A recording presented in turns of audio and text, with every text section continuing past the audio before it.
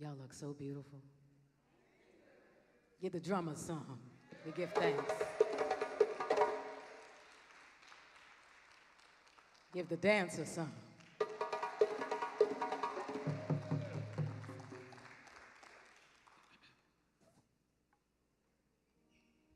Birds flying high, you know how I feel. Sun in the sky, you know how I feel. Breeze drifting on by, you know how I feel.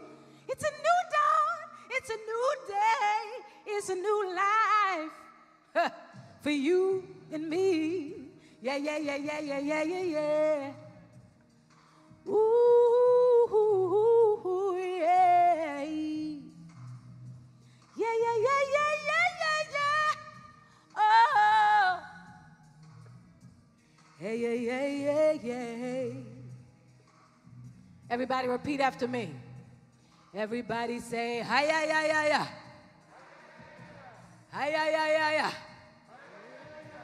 Oh, oh, oh, oh, oh.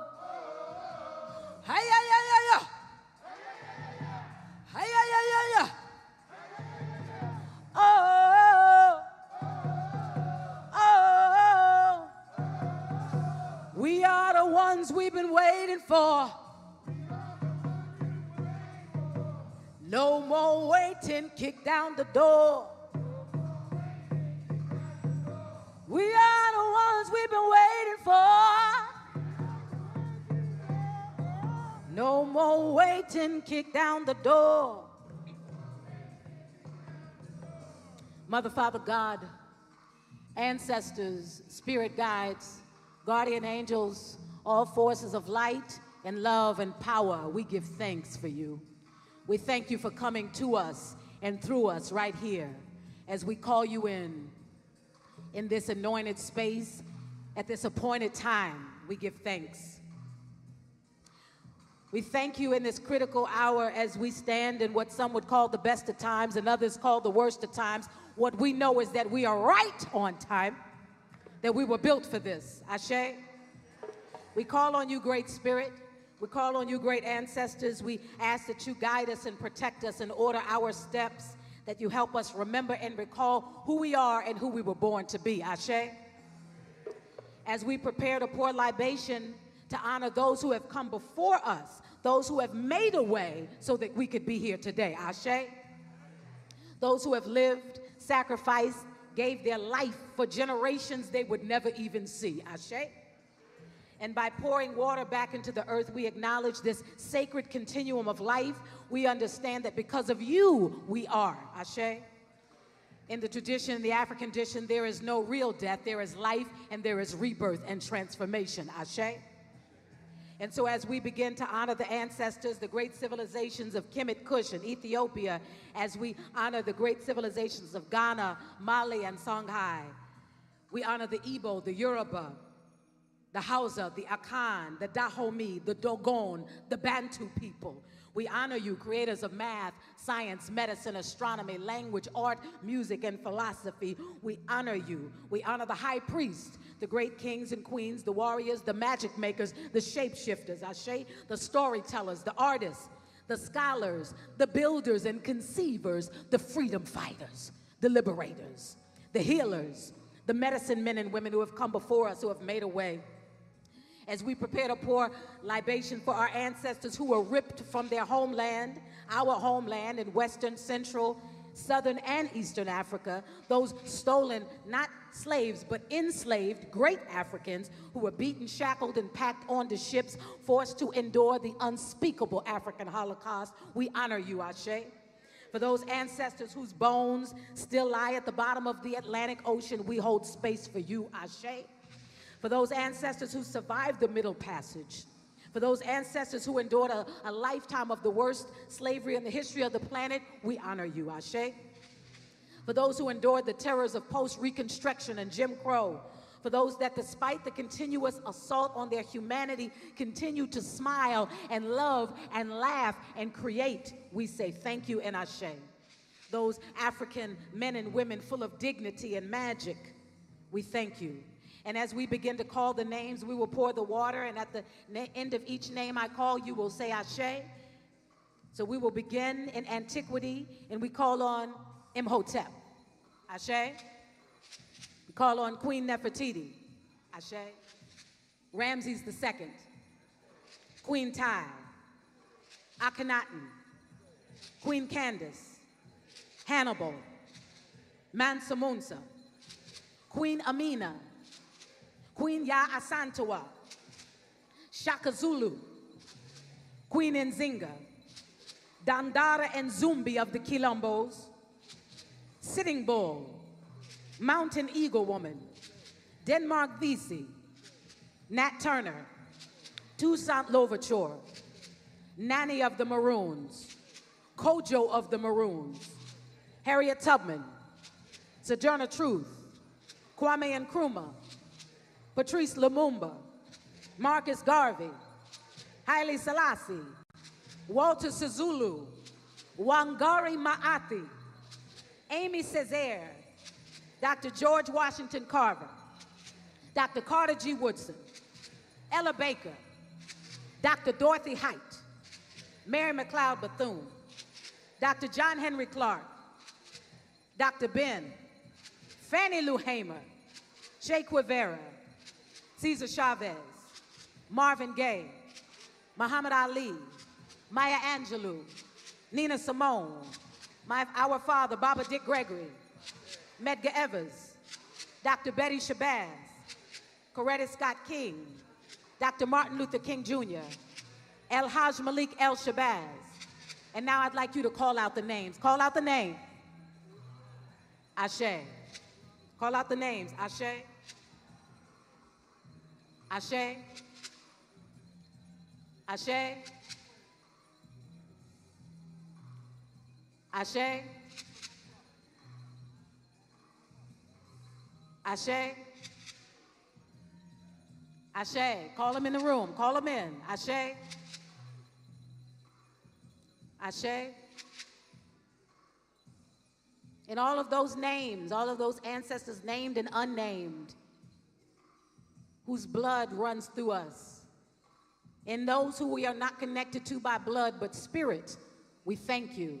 We give thanks for your presence on this auspicious occasion, and we ask that you pour in to these beautiful spirits in front of me, that they're on a journey, that they're on a journey that is the most powerful and important work that anybody on the planet could ever do right now, that they be guided, that their steps be ordered, that you give them the strength to push through, that you give them reflection of the light that they are and allow them to be reflections to light up this whole planet.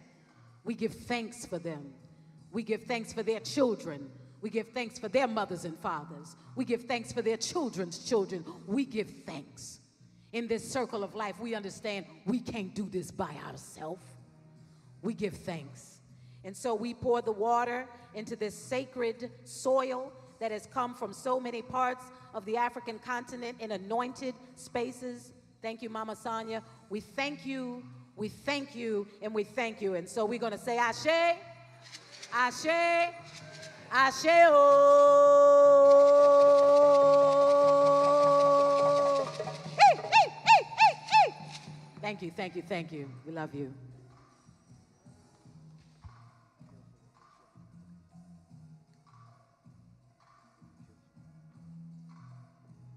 Love you.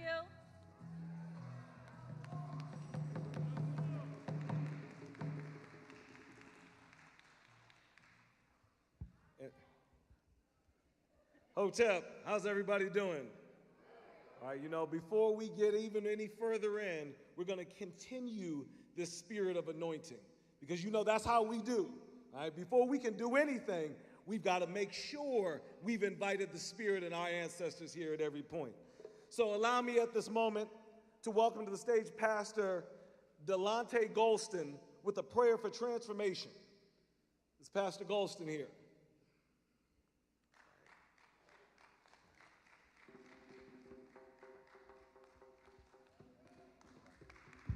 All right, let's hear it for Pastor Golston.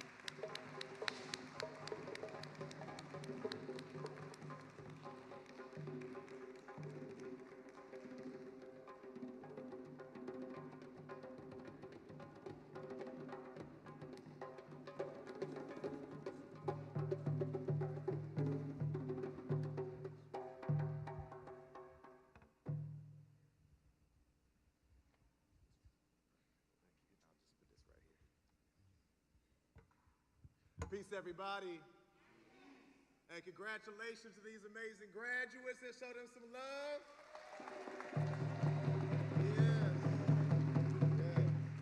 Yes. Today is your day. I'm so glad. My name is Pastor Delonte Golston, pastor of a church called Peace Fellowship Church.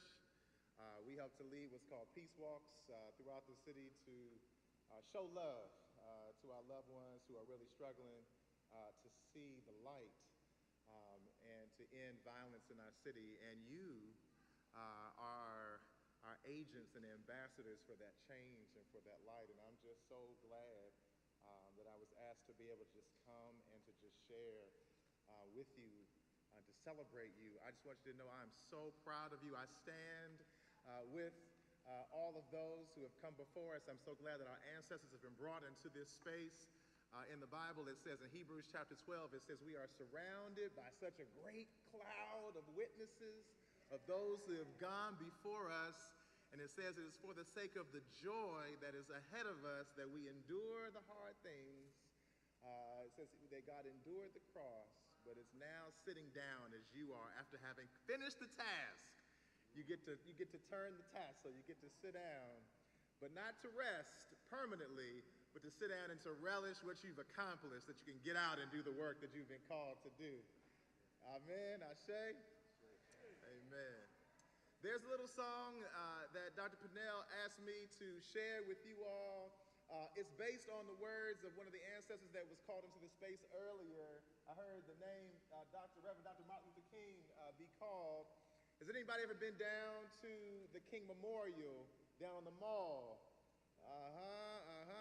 Down on that memorial, one of his statements, one of his most famous quotes is that darkness can't drive out darkness, only light can do that. Says that hate can't drive out hate, only love can do that. And so I want to offer this song as a prayer. This song is just called Only Light. If you're ready to shine your light, I would encourage you to sing with me. It's an easy song.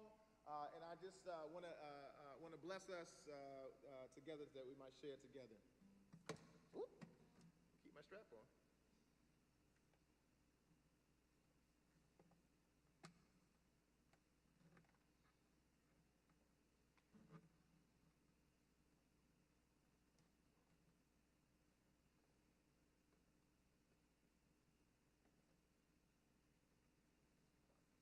All right, we're together.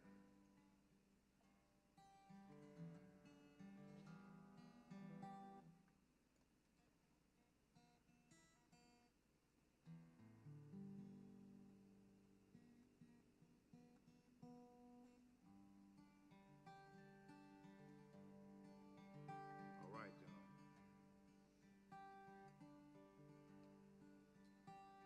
The song says, night cannot drive out the night, only light, only light. And night cannot drive out the night, only light, only light. And night cannot drive out the night, only light, only light. And night cannot drive out the night, only light, only light. Sing with me, sing. Oh, oh, oh, oh, oh. Y'all got it. Oh, oh, oh. And war cannot end all these wars. Only peace, only peace. And war cannot end all these wars. Only peace, only peace. Sing it with me, y'all. Oh, yeah, oh, y'all got it. Oh, oh, it sound good.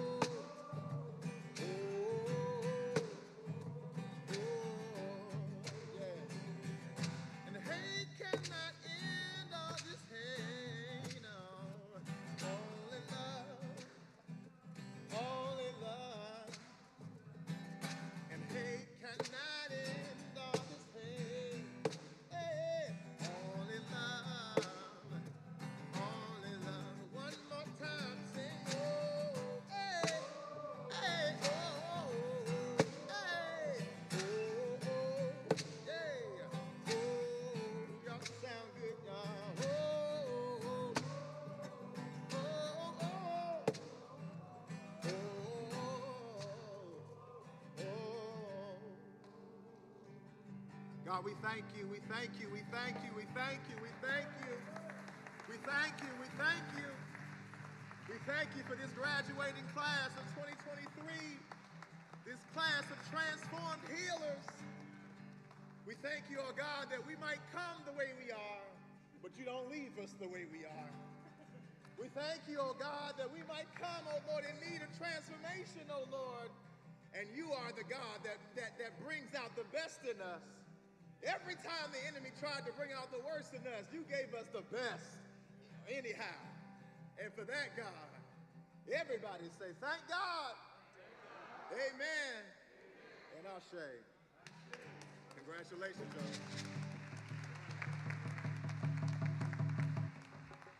y'all. All right, all right.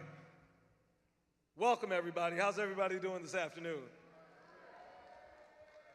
You know, when there's an MC, they can never ask that question once, because no matter how loud you are, it's never good enough. But I know for a fact we can do better than that. How's everybody doing this afternoon? That's right. We are here to celebrate one of the most outstanding, magnanimous occurrences that's going on in the entire DMV right now. We are here for the third annual graduation of the Taliko cohort, Transformative Life Coaches and Healing Leaders. Anybody watch the news this morning? Yesterday? Last week? The week before? The month before? Whether it was DC, whether it was in Prince George's County, whether it was in New York, Dallas, Chicago, Los Angeles, I can save you a lot of time. The story was the same. Young male robs, carjack, gunpoint, right? That's the storyline we're hearing now, right? And state houses all around this city, and all around the country, politicians are gathering to create legislation to recreate the 1992 crime bill. They're gathering right now and talking in special interest groups and PACs to create draft legislation to re-imprison and incarcerate our young folks all over again. The only answer that they see for what they identify as an uptick in violent crime is to make harsher penalties for that. As if what we're seeing, as if the pain that we're seeing manifesting on our streets is a response to some wayward parent or some wayward child who's acting out and acting bad. See, what we're gathered here for today is to celebrate not some concert or some party. We're celebrating because we know the truth. And we've got the real answer for healing the trauma of our community that we see reflected on the streets of DC, Prince George's County, Chicago, New York, Dallas, Los Angeles, Miami, and so on and so forth.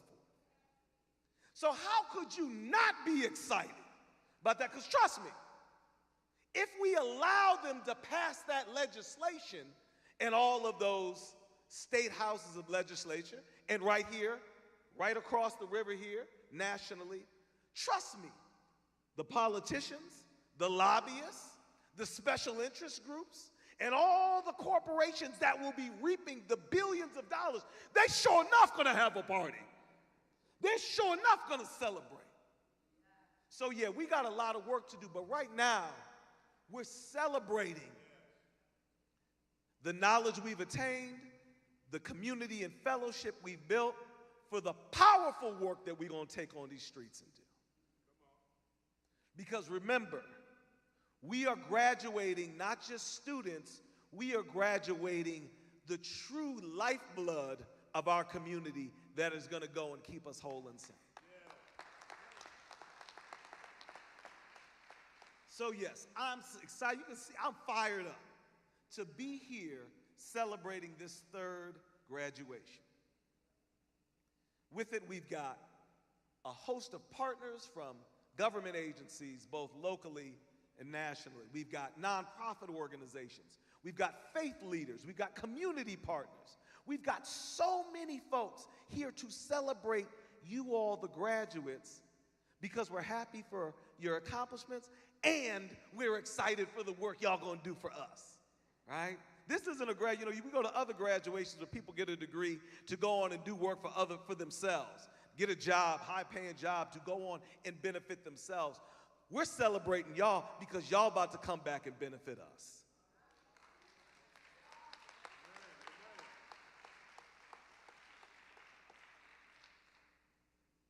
For those of you who do not know, my name is Johansen Makobela, and I'm a proud member of the Love More movement.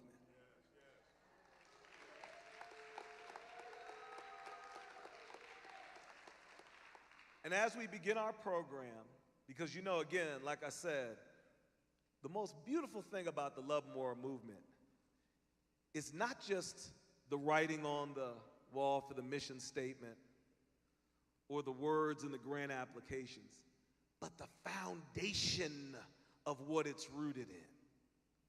See, we're rooted in those ancestral teachings that have existed way before we were here on this earth, not just here in America, here on this earth, and will exist far after we are long gone. Universal truths that don't require anybody's validation. Universal truths that can withstand any veto, whether it be the Supreme Court or the President of the United States. And that's why we start with spirit. That's why we start with the Creator. Before we even introduce what this was, you were welcome with that spirit. And I'm sure there may be some folks here that didn't even know that they were coming today, but heard that ancestral call of Ayana, heard the ancestral call in song by our brother, Reverend Golston, and came in here because they knew that here is where they needed to be. So now that we've invoked spirit, and now, it's not just a one and done. Throughout the day, we've got our drummers and dancers that will be constantly re-upping us, filling our cup back up on our spirit.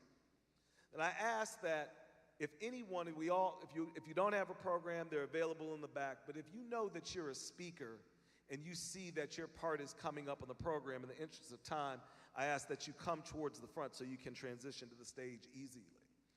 And we've got a lot, again, this is our third graduation, our first third-year cohort that we're celebrating, so we've got a lot going on today.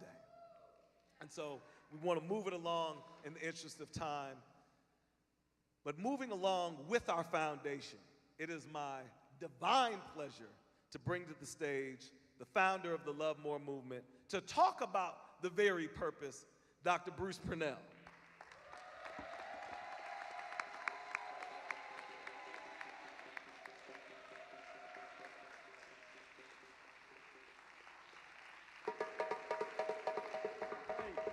All right. Yeah, boy. All right, love more. Love more. That's what it's about, right? Love heals all wounds, love wins, love conquers all. So why don't we love more, right? Man, the fact of what it's about, one is just so exciting, like, if we really could see each other and our children as future butterflies, we'd be okay. We'd really be okay. I was talking to a brother, and actually I just came back from North Carolina. And actually, it was my cousin. Yeah, it was my cousin Mike. So he was saying that they're getting ready for caterpillar season. So they're putting stuff up in the trees to make sure the caterpillars don't make it to the top, because the caterpillars are furry pests eating the flowers and stuff. So we got to stop the caterpillars from becoming butterflies. And my question was that if we instead of calling caterpillars caterpillars, if we call caterpillars future butterflies, would we still kill them? Answer was no, we wouldn't do it. So then I thought, wow, if we saw our children as future butterflies, wouldn't they be okay? They wouldn't be in danger, right? We would nurture their past. We'd be excited about the journey. So what does it take for us to see ourselves as future butterflies and our children's future butterflies? Future kings and queens. I think that's going to take another narrative. See, the narrative's so important because in this narrative, we were written in as free labor. That was the narrative. That was the script, right? So we keep trying to modify this script rather than write a new one. We don't need another chapter in the same book. We need another book, right? That's what this is. That's who they are before you, the cycle breakers. Because we were thinking about what's the term we need to describe ourselves? The cycle breakers. Sometimes that's lonely, sometimes it doesn't make sense, but somebody has to break the cycle. When we see the headlines that Brother Yohansé was talking about, it's not new to us. We've seen it before, right? It's the same cycle. It's the same language, right? Where's our new language, right? Where's our new language? So in a traumatic narrative, we have a traumatic language, and we respond to trauma. It's a traumatic narrative. Our story in America has been a traumatic story, right? So we keep talking about how to address the trauma. What does a healing narrative look like? Where's the healing narrative? Where's the transformative narrative? What do those words sound like? What does that language sound like? What does that look like? Right here, this is what it looks like.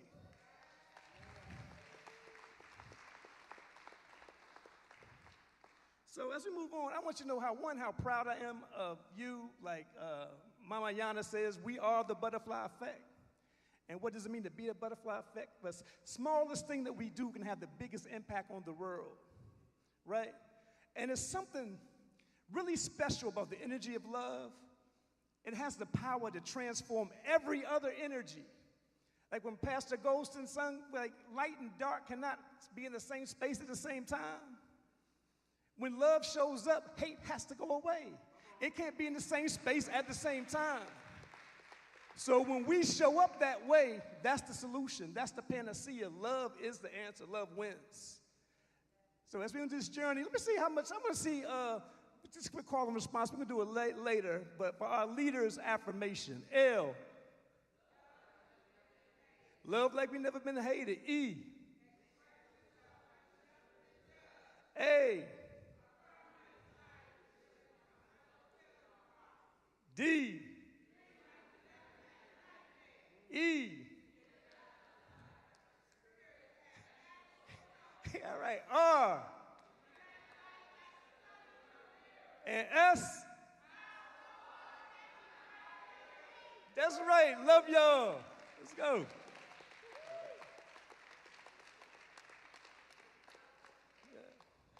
All right. Did you jump?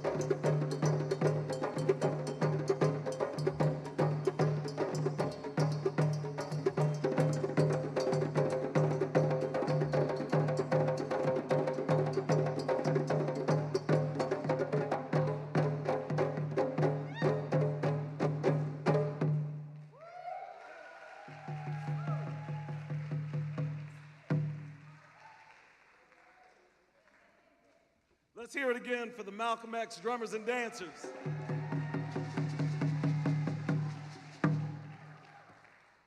Thank you all for doing the work for all of us today, man. So we've got a slight change in our program. We're going to move to the commencement speaker next to be respectful of our brother's time. Now, as you can see here, our commencement speaker for this third graduation is Brother Darrell C. Green. Darrell Green is the president and principal consultant of Deep Forgiveness as an advocate for restoring families' economic empowerment through the disenfranchised and a staunch proponent for libertarian reconciliation and forgiveness. He has been pegged by industry professionals as an innovative change agent on mental health, healing, social work, and social justice. Darrell's business, coaching and consulting backgrounds extends over 2 decades throughout the Northeast region, and most recently expanded his consulting offerings internationally. That sounds powerful enough. But let me say this before I bring this brother here. All right, no, stay right here, stay right here. See, we met before. I reminded the brother that we met before, about 2 years ago. His story in the work he does had a lasting impact on me from that moment to today. Unbeknownst to this brother, I've told his story at least 100 times on stages across the country because it is truly the answer. When we talk about love more, when we talk about Talical and transformative healing, there is no better keynote speaker than our commencement speaker right here, Brother Darrell. So thank you so much.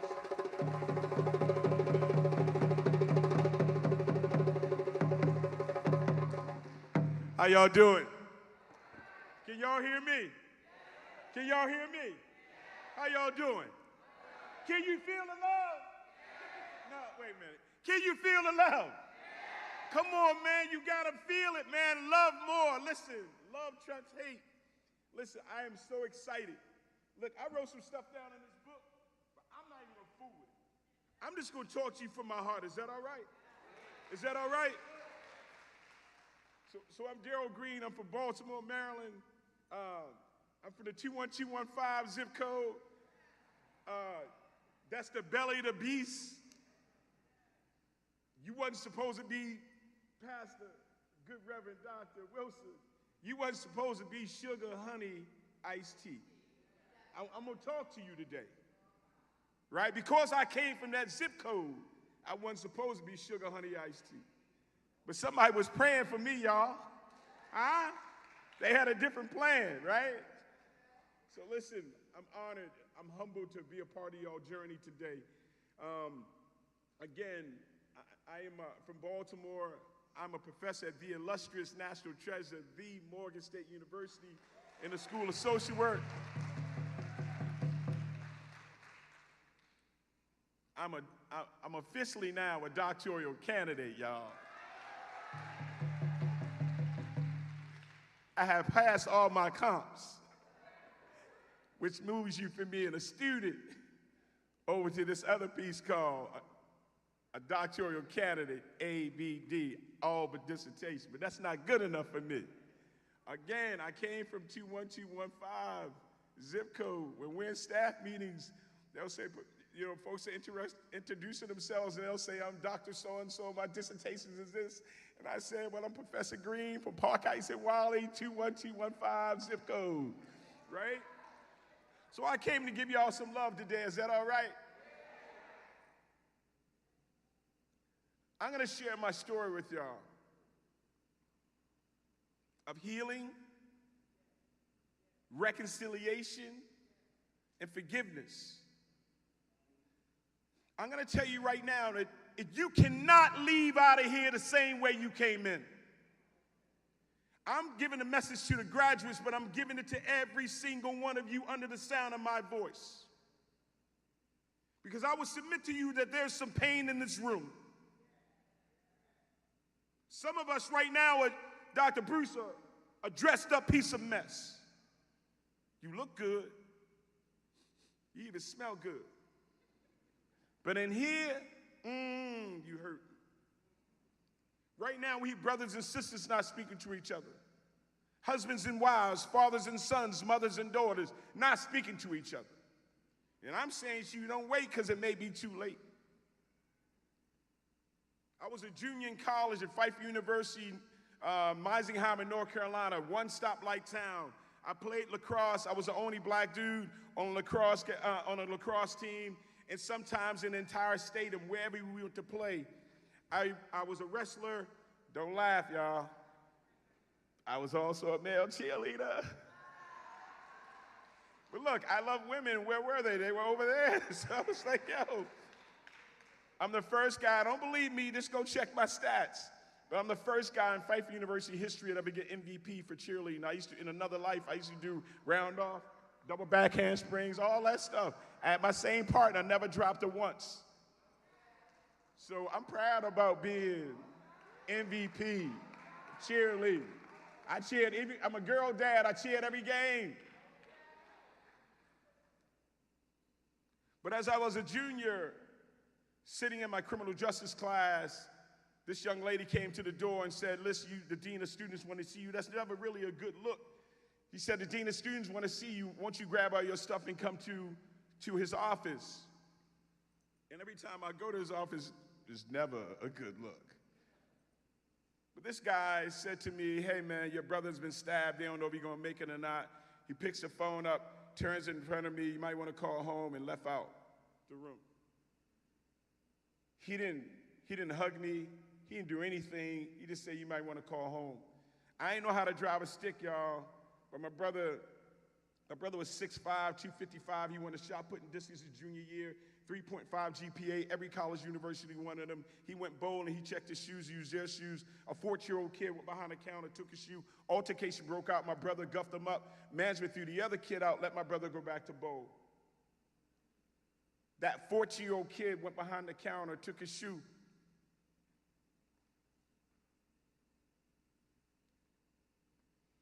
I don't think it was my brother's responsibility to go get that shoe back. I think it was the manager that should have done that. Maybe my brother would still be here. Is this water for me? Thanks. Oh, no, it's okay. I don't think it was my brother's job to go back to get the shoe, but he did. Altercation broke out, management threw the other kid out. That 14-year-old kid, and we talking about decisions. That 14-year-old kid went home and armed himself and waited for my brother to leave, and he stabbed him. He died 4 days later, shock trauma, Baltimore. And after I hung up that phone, I didn't know how to drive a stick. But one of my friends, he had a nice little Fiat two-door, the whole deal, and he just threw the keys to me, and I swear by the time I got to Greensboro, anyway, that's the story I tell, I learned how to drive a stick. I killed this guy's car all the way, but by the time I got to, I guess, dorm, I was a little better. When I got home, I saw my brother hooked up to all that stuff. Excuse me, y'all. Hooked up to all this stuff. And he died 4 days later, shock trauma. Needless to say, on my way home, if someone can give me some water, that would be great. Okay. Is this brand new? Thank you. I promise I don't have COVID, y'all. They say stay up there coughing. And so when I came home, I saw my brother hooked up to all these things. But I came home, y'all. I came home with a 9mm German Luger to kill him, his mother, his father, his sister, his brother, the dog, the goldfish. I came home to kill them all. I came home with a 9mm German Luger. If I came home with it, what does that mean? I took it to school with me. It wasn't like I could call my boys and tell them, come on back and, we got to go rectify this thing. I was down there with burning crosses and all kinds of things in 1984. And so as a result of it, I was angry, y'all. I was angry for a very, very long time. And one day I just asked God to take the anger off of me and give me something else. I need you to hear this, y'all. Thank you, sister. I asked God to take the anger off of me and give me something else. I didn't know what he was going to give me, but he gave me forgiveness. But it took me 2 decades. I'm trying to tell you, forgiveness is a process. Forgiveness is a process. And truth be told, you may never get to that piece. But as long as you begin to heal yourself and transform, because this is what this whole process is. This whole movement is about transforming. See, I had to be a cycle breaker. See, when I came back to 21215, you know, cats in 21207 zip code, cats are looking at me like, okay, what you gonna do? How you gonna handle this? How you gonna rectify this? Again, God is so amazing. I said, take the anger off of me and give me something else. I didn't know what it was gonna give me, but he gave me forgiveness. I went to court, y'all. This young man got sentenced to life in prison. And in Maryland, life means your natural life. That means you're not getting out. But after he served 25 years, and for the last 2 decades, I've been working on healing me, right? Because how many of us right now are holding on to something? As long as you do, that situation, that person, that event, it owns you. You wonder why you're sick. You wonder why your hair falling out. Because you holding on to that. I'm a girl dad, so y'all know the song, what's that, Frozen? Let it go, let it go. Listen, I'm telling you right now, if I can forgive the kid who killed my brother, surely you can forgive your neighbor who parked halfway in your driveway, or your sister who regifted something to you. And for God's sake, she gave it to you. You gave it to her a few years back. We got to let it go, y'all. Stop drinking the poison and expecting somebody else to die. That's not my words. That's Nelson Mandela's words.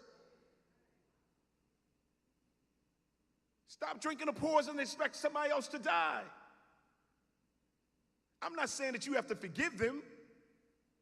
They just can't sit in the front row of your life no more. Look in the church. There's only so many seats on the front pew of your life. You can be in the church. You just can't sit up here no more, baby. So after this kid served 25 years, y'all, I went to court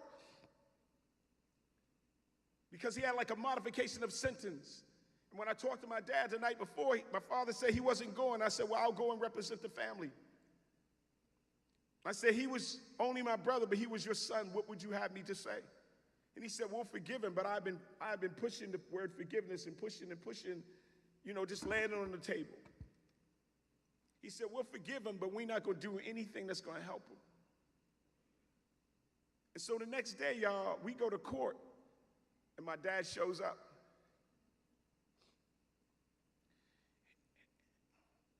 And on this side, it was my father and I. And on this side of the courtroom, it was about 30 people. And they were all of his friends and his family, right? And I was sitting there, and I told my father, I can't do this. He said, Daryl, you'll be fine. You'll be fine. I said, I can't do this, Pop. I said, all those folks over there know who we are. And no one has said anything to us.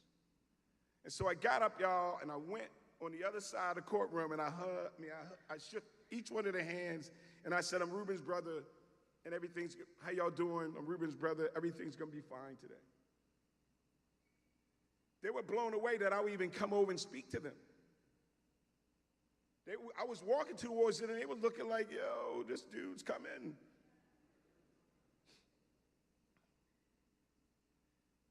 And I spoke on behalf of the family. And then the judge did a recess. The same judge that sentenced to life in prison came back and heard his case, sister.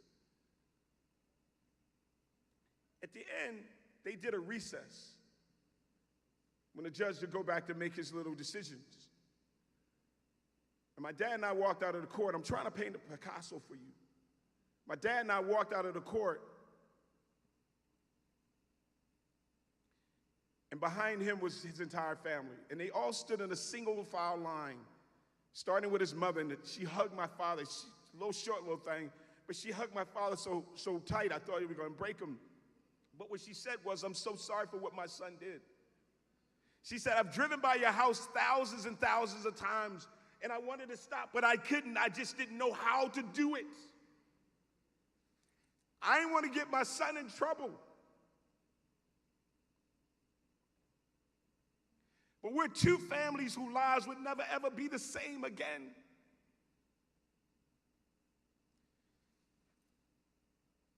We talk about healing, y'all.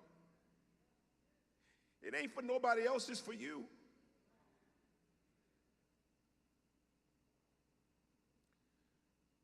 And so the judge suspended life. I got a little in my feelings because the judge says to me, "I've never in all the years of me sitting on the bench heard something so eloquent."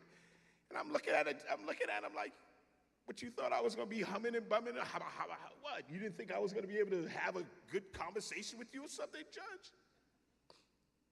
And the judge suspended life all but 30 years. He had already served 25, y'all.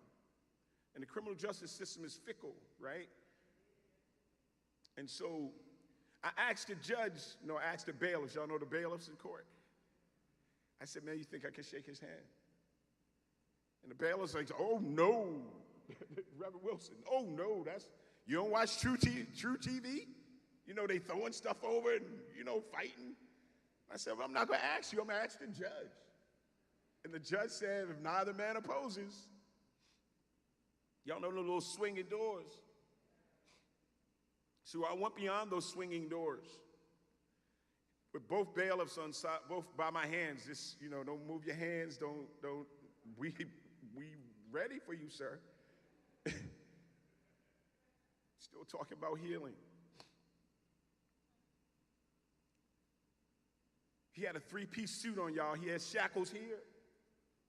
He had shackles around his waist. And he had shackles around his ankles. He was crying and I was crying.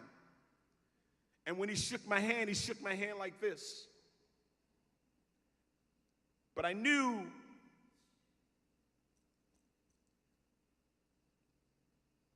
that when he shook my hand, that was the same hand he used to kill my brother. But I needed that for me. I needed that for my own healing. Listen, I told him that you've been known for taking life. You gotta imagine a 14-year-old kid making a decision. 3 seconds. When I interviewed him, he said 3 seconds. 3 seconds of rage, 3 seconds of anger. He made a decision that he couldn't take back. How many of us don't get angry? How many of us get angry? Some of y'all in the house of the Lord, y'all not telling the truth. Pastor, good Reverend Doctor, some of them not telling the truth. But 3 seconds, y'all, 3 seconds, he made a decision to change the trajectory of his life forever. You got to imagine if I knew that 14-year-old kid didn't wake up that morning saying he was going to kill anybody, especially not my brother.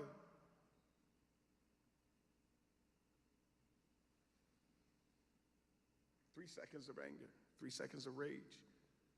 And when I shook his hand, I said to him, "You've been known for taking life now. Let's you and I go save some lives together."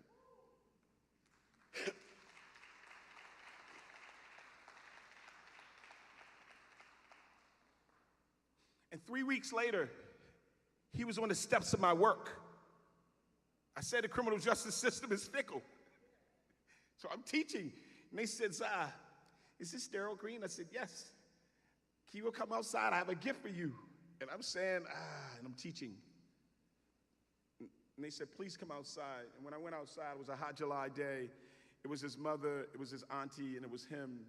And we stood on the steps of Catholic Charities in Baltimore and cried. And a week later, y'all know Let's Come to Jesus meeting? Y'all heard of that? Some of y'all are too young. Y'all don't know what I'm talking about. But maybe 3 weeks later, we had a Let's Come to Jesus meeting. And it was just him and I. And I said a whole lot of stuff. But I needed to get that off of me. As a social workers, in order to move forward, sometimes you got to go backwards to kind of deal, even with us. We got to be able to peel back those layers, right? Because as long as you stay on surface, that's where you're going to be. You got to do a self-inspection of yourself, right? And so we wrapped, and then I asked him a question. How did he feel when he heard that we forgave him? And I pushed record. And I will tell you, ladies and gentlemen, it's about 33 or 34 minutes of some of the most powerful stuff that I've ever heard. Netflix wants it, and I was like, no. Can we just hold it? No. And so, listen, this work we do is very emotional work. Y'all probably saw me catch myself a couple times up here.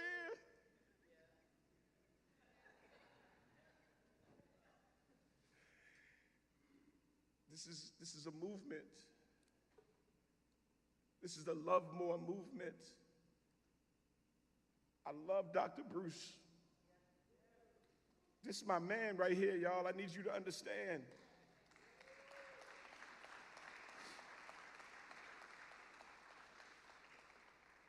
He sent me an email saying, yo, D. And I was like, yo, anything for you. Because he don't never ask. He's always a soldier in the trenches. Moving, he's moving silence, but, he's got a big presence, baby. But when he emailed me, I was like, yo, let's do it. So I come, man, just to give y'all a little bit of love today. This work is emotional work. Sometimes it's like, y'all know NAAA? Sometimes you get to step number 9. And I look over at him, he in my passenger seat. We were riding to Delaware State University. It was only supposed to take 1 hour and 41 minutes. But it took 3 hours and 40-some minutes due to traffic. And I get crazy thoughts. Who get wild thoughts? You want me to lie to you, tell the truth? I'm going to tell you the truth. And I look over at him like, yo, I can do something to you. But the joke between him and I is, yeah, all right, let something happen to me. You're going to be subject number 1. I laugh sometimes to keep from crying, right? But I want to tell all of you this. You are better than the worst thing you've ever done. I'm going to say it again. You are better than the worst thing you've ever done. Because when we talk about forgiveness, I'm talking about forgiving this kid who done harm to me. Some of us have not forgiven ourselves. And self-forgiveness is one of the hardest things to do. We give everybody else some grace. Why can't we give ourselves some? Take your foot off your own neck. Look, the marriage just didn't work. And it's been 10 years, and you still angry. My question to you is, when you gonna take your power back? Because until you do, that situation, that person, it owns you.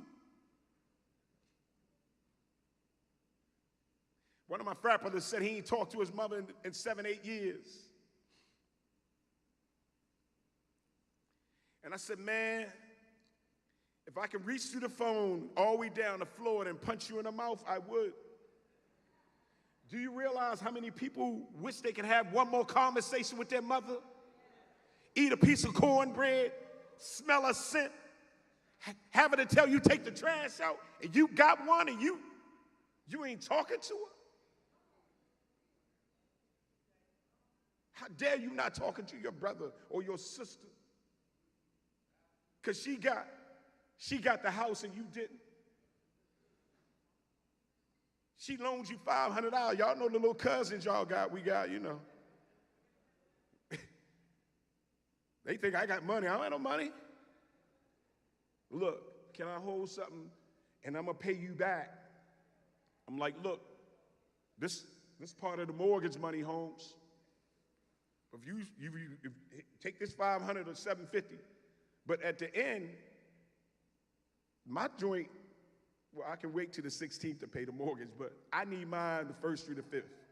I need my money back. So I start calling you around the 28th. You stop answering. The 1st, you really not around. And you can tell how when people, you know, they see your call, they just. Now you mad at me because you owe me money?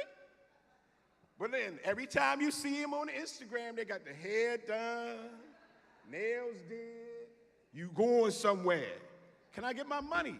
Uh-oh. I don't have no money for that, I'm sorry. Can I get my money? Now they mad at you because they owe you. Now watch this. You go to Big Mama house for Thanksgiving. You and your kids, everybody's cooling, having a good time. Your cousin walk in.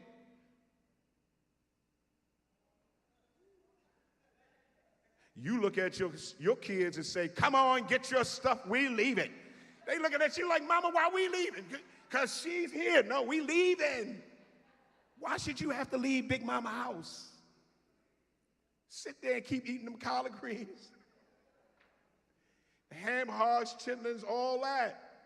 Because I'm good. Listen, I will submit to you this. I was on 6 planes, 2 different hotel rooms. I rent a car for 4 hours. Crazy. When I got back home, I was like, thank God I'm in my own bed. What was I going to say? You know, once you pass 50, don't pass a bathroom, yo. Oh, I'm back now. I can go to the next exit. No, you can't. Stop now, pull over. I get on a lot of planes, y'all, and on those planes, they say to you this: you can only bring 1 piece of luggage and 1 personal item. I will submit to you, some of us, under the sound of my voice, you gonna miss your plane because you're carrying all that baggage around. I'm telling you to let it go today. You want to blow their mind today? You already blowing their mind because y'all sitting here. They hating on you for that, honey. I don't know if you don't know about it, but they hating. Let them keep on hating. It's in the pledge. I saw it. The word hate, I saw it. Right? Listen, man, you want to blow their mind? Send them a text today. Send them an email to say, hey, look, girl, I was just thinking about you. I love you. They ain't gonna like, what? You don't have to wait for a response back. Some of you have it confused. Forgiveness is not for the other person. Forgiveness is for you. I'm not forgiving him because he don't deserve forgiveness. He don't need it. I'm not forgiving her. He don't need it. He don't need it. It's for you. I sleep good at night, y'all. I'm telling you this. Let it go. Let it go. And listen, man, you're better than the worst thing. We've all done some stuff. I've had some stuff done to me that I'll never, ever talk about. I've done some stuff to people, but we're better than the worst thing we've ever done. Give yourself some grace. Take your foot off your own neck. Forgive yourself. But when it comes to healing, y'all, see, I needed that stuff for me. The work that I'm doing now, traveling across the country, listen, People Magazine called me on the phone. I was like, hello? They said, this is so-and-so from People. And I was like, how can I help you? He said, we're from People. And I said, well, I'm studying for my comprehensive exams right now. 8 hours of testing on Monday, 1 hour break. Wednesday, the same thing. Friday, the same thing. Shorty, how can I help you? She says, we want to do a story on you. And I said, but how can I help you? And so I asked her one question. How can you help me change the world? And she couldn't answer, y'all. And because this is not just a story, it's a Love More movement. It's a movement. I said, I'm going to be up late studying if you want to call me back tonight or tomorrow or whenever you find out that answer to that question, call me back. My wife and my kids said, have you lost your mind? You hung up on People magazine. I said, baby, they call about a story. This is a story. This is a movement. God gets all the credit, all the glory. I'm just being obedient, right? Thank you, God, for allowing me to do this.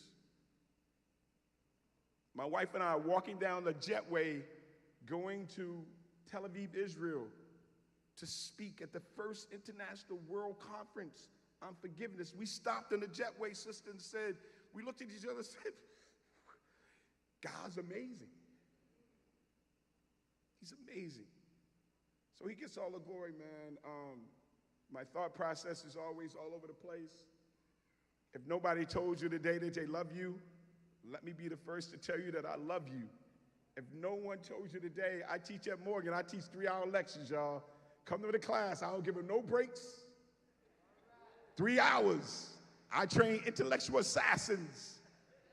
You want to go talk to your cupcake? Hurry up back, because you might miss something. But I tell all my students that I love them. And watch this, not the sisters are crying, the brothers are crying. And so for you guys, under the sound of my voice, y'all, you can't leave out of here the same way the graduates are already leaving out of here. They came in on a high, they're gonna leave out on a high. But some of y'all got some pain and some stuff that you're dealing with. But we came to celebrate you today, but I came to tell the truth too. Let it go. And if it's you the one that's holding on to that bitterness, let it go. Because you're destroying, or a portion of destroying, the inner fabric of families. You think your people like seeing you arguing back and forth? Nah. Those crazy text messages? Nah, I block people like that. I ain't let nobody steal my joy. Nobody. And so for the graduates today, man, can y'all all just stand up? Just stand up, please. All of you are able to stand up. Let's give them amazing, amazing, amazing round of applause, y'all. Give them a raise. I can't hear you. I can't hear you. I can't hear you. I can't hear you. Now, graduates, stay standing. Look around. Where's all the ones who love them? The people who love them, stand up. Who here supporting them? You wouldn't have got there without them. Give them some love. Give them some love. Give them some love. Give them some love.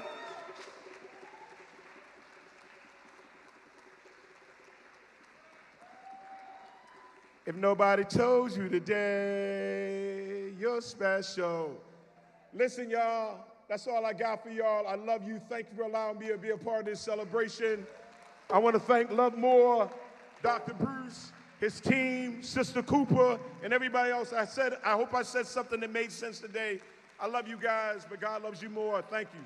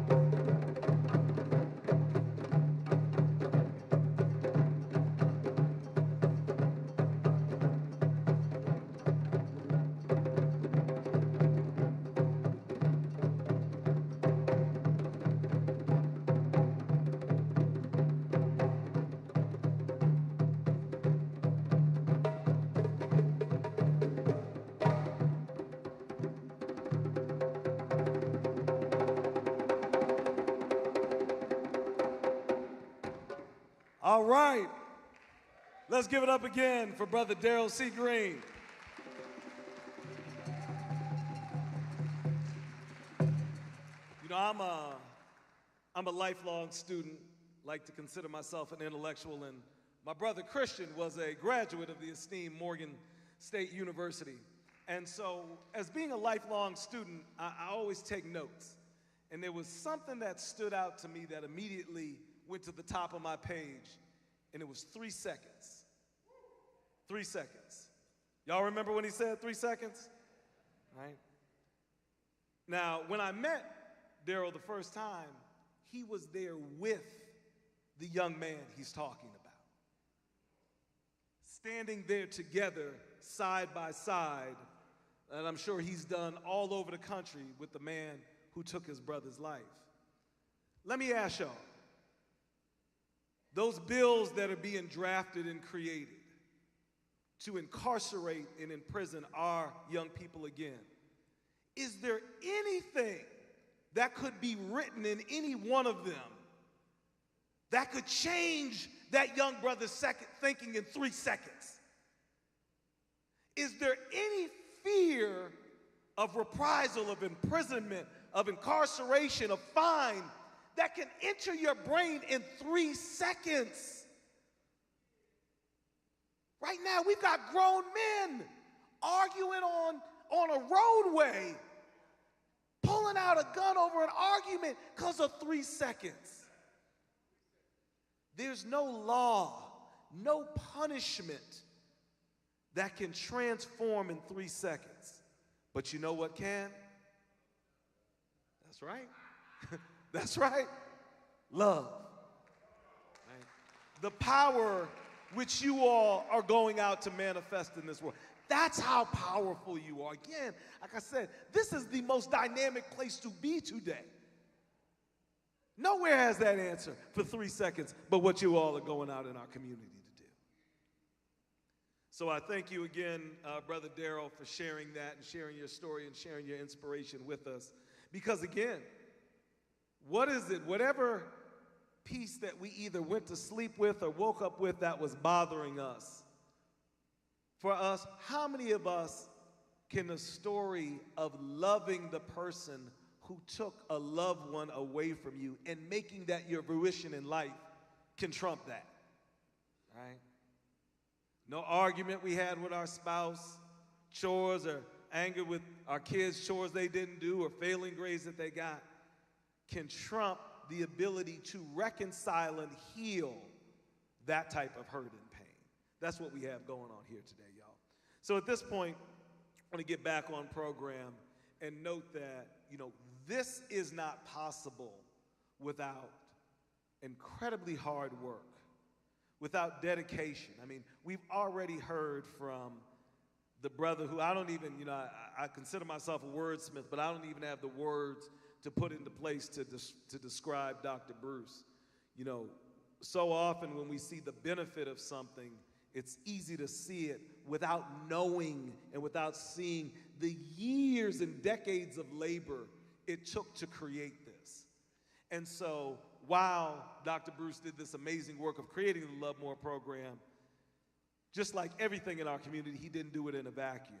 And he's continued to call on powerful civic leaders, community organizations, government agencies in that work. And so now we're going to take a moment to hear from so many of those very special partners.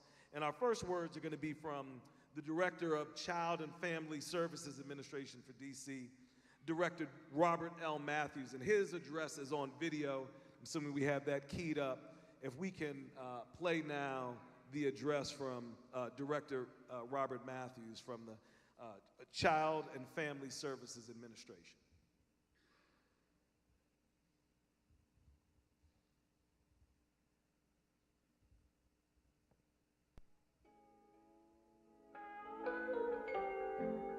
Greetings, I'm Robert L. Matthews, the proud director at Child and Family Service Agency here in Washington, D.C., known as CFSA.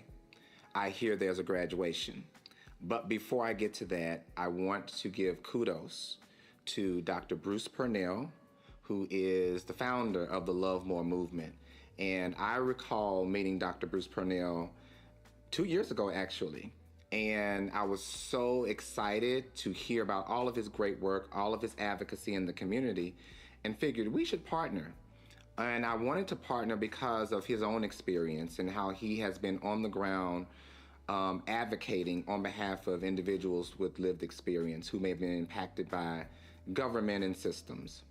And so when I think about this life coach and these healing leaders, the whole concept, I thought it sounded really great. I didn't know what it really looked like, but in concept, it sounded great.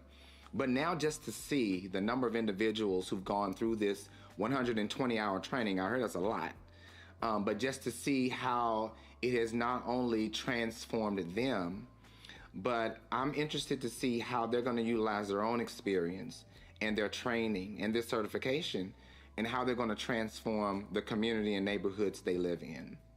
You know, it's no secret that the child welfare system for years has been a hurt and harm to many families. And we've had to hear the experiences that families have had to go through, oftentimes when their children have had to be separated, and then the hurt and harm that it brings. But what I've also seen over the course of years of how people who have lived experience have worked with CFSA, because we acknowledge that there needs to be reform and we need to do things differently for the betterment of our children and families, but for future generations. So I believe that this transformative life coach and healing leaders training will do just that. It will help partner with government in how you can be an ally and assistance to us in reaching individuals who have been impacted by trauma, and how you can put them on the path to healing. So now I get to the point of saying congratulations to all of the graduates. I'm extremely proud and excited that you've gotten this far, but I'm even more excited to see what you will do in the future, because I know together we can do and keep DC families together.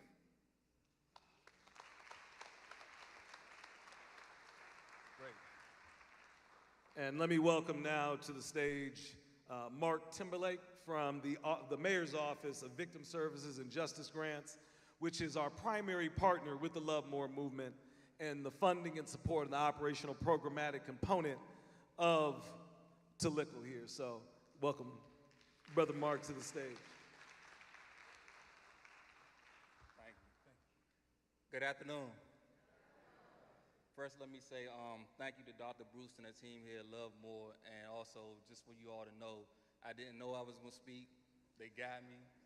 This truly came as a surprise, so everything I'm saying, I'm shooting from the hip, so please excuse me if I make any mistakes or stumble on anything.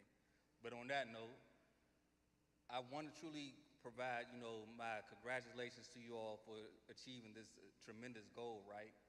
And my agency that I work for, which is the Office of Victim Services and Justice Grants, like the brother just mentioned, we're one of the primary funders for this achievement, right? And with understanding that, I come from a place in DC where when I was younger and when my family was younger, government wasn't really funding a lot of the programs. It was us. It was us. It was the community. It was the churches. It was a lot of the places that we went to in our neighborhoods and our community for the support. And back then, it was something a lot different going on. And this is what I see Dr. Bruce bringing back to the table when we start talking about love. Back then in the community, it was love. It was love that provided the ability for me to walk down the street at 5 and 6 by myself and don't nothing happen to me. It was love that provided a space for us to grow and make mistakes, but not only get chastised by our parents, but also get chastised by our neighbors and go to the grocery store and hear the same from our teachers and even the police officer that was cool with us because he knew us and knew our family. All that happened because of love. And so I don't knock that we as government got to provide that funding and stuff for resources and supports and programs and things like that now. But the reality is, man, if y'all truly take what's being given to y'all today and you start out in your home increasing that love, and you take that love that's been increased in the home and take it to your neighborhood, and that love starts to begin to get infectious and spread, and it spreads to the community and it spreads to DC, that old DC that we knew, it can actually come back because history repeats itself. That's something that I hope that you can start, that it starts to resonate, man, because we truly need love. The craziness that I see on a daily, in the news, and in the community, I know the solution. We know the solution. That medicine that's needed is love. And then just in closing, because I don't want to rap to y'all too long, because I wasn't prepared for this, but it's something that they've been trying to teach us, right, in trainings about historical trauma. Y'all heard about that? Historical trauma. So listen to the opposite of that, historical success. Historical success is something that's very real, and I hope that you all know, like I know, that you can achieve that historical success, because what's historical about the success, it runs through your blood. This is innate in us. We had a tenacity to achieve and to create such greatness that truly, if you dig deep within yourself, you will start to understand the significance of this picture behind us. We have the ability to take what we learned from all of these individuals on this wall, the same individuals that died for us to continue to be here today. We have the ability to get that love that they just tried to provide to us and provide it to others. This is what we call historical success, because if we didn't have historical success in this room today, believe me, you wouldn't be here right now. You could have died. Just imagine this. Imagine going through Middle Passage and your ancestors was one of those ones that jumped off that ship. Your lineage would be gone right now. Imagine if one of your ancestors, one of those ones that got lynched and killed when we did make it over here, you wouldn't be here right now. So there's something in you and I that have us here right now today, that wants us, that's encouraging us to push forward and spread this love. So again, on behalf of the Office of Victim and Services and Justice Grants and the Executive Office of the Mayor, we want you all, we need you all to spread that love. That's what's missing, and thank you.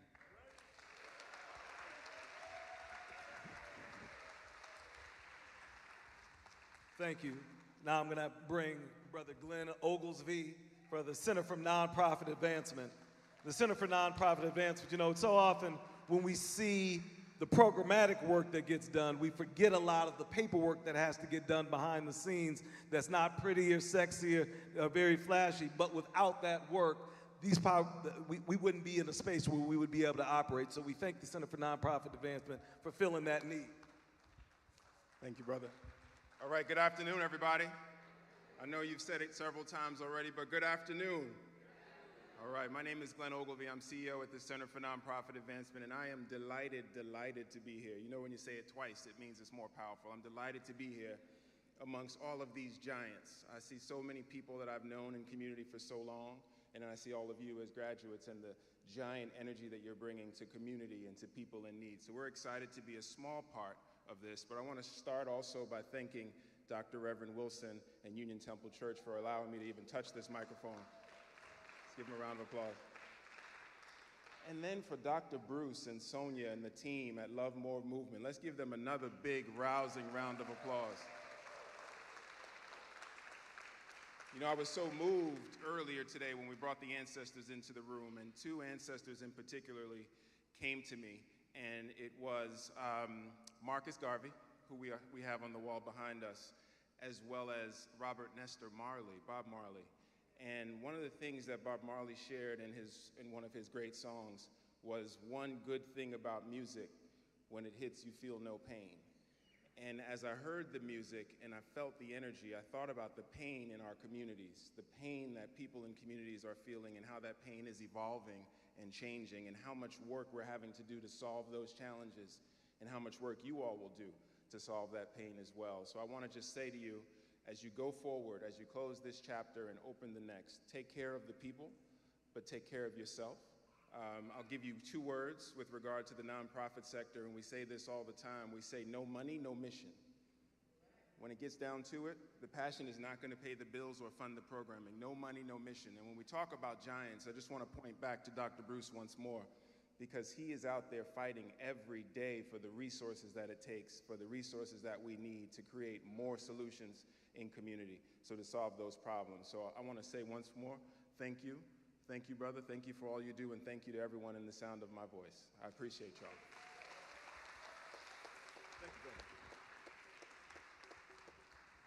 Yes, again, it's we're often quick to point out when there's bad corporate stewards and nonprofit organizations. So when we have folks that not only are providing the support and the funding, but share the passion for the work that we do, we must support those. So at this point, I'd like to welcome to the stage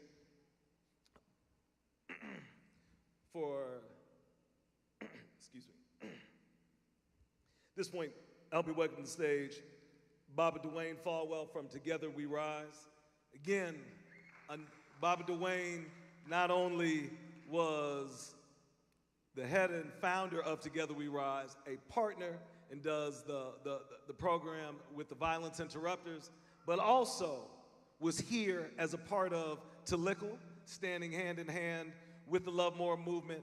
And so when we talk about partnerships, it's not just about signing your name on the line, but actually standing together in partnership with the program is what this foundation is built on. Thank you, Baba Dwayne. Good evening, everyone. Not too long ago, I was sitting in the stands looking just like you guys. A transformer, trying to change lives in the District of Columbia and everywhere I go, basically. I met Dr. Bruce maybe 3-4 years ago, and I was lost. I was a gentleman that was out here. I was a predator, basically. You know what I mean? I was a drug dealer. I've been convicted of several crimes, but I will tell you this. I was in my own way, and I decided, man, I want to get out my own way. So transformation, it looks different for everyone, but for me I decided I was going to take toll of my life by doing the right thing. Like the gentleman before me that talked about the 3 seconds of a bad decision could change your life forever. And I made many bad decisions in my life, but God blessed me to be here to talk to you today. So, in that period of time, through that transformation, through this course, through the whole procedure, I've learned to trust the process, right? Trust yourself. Let go of those bad feelings you had toward things and other people, and just learn to love, man, because that's the key word, love more, right? Everybody came with the word love is always going to be the word that transcends to make things different. When you show love, man, it rescinds back something positive. And so today, man, I just want to congratulate you guys because I was there, and now I'm the CEO and founder of a major nonprofit in the District of Columbia, changing lives in the city. And thank you. All right.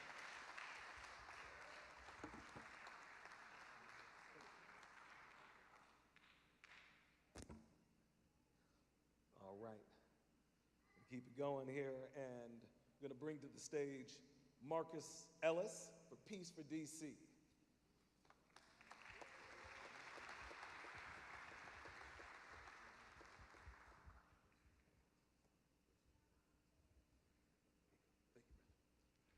All right, good afternoon, everyone.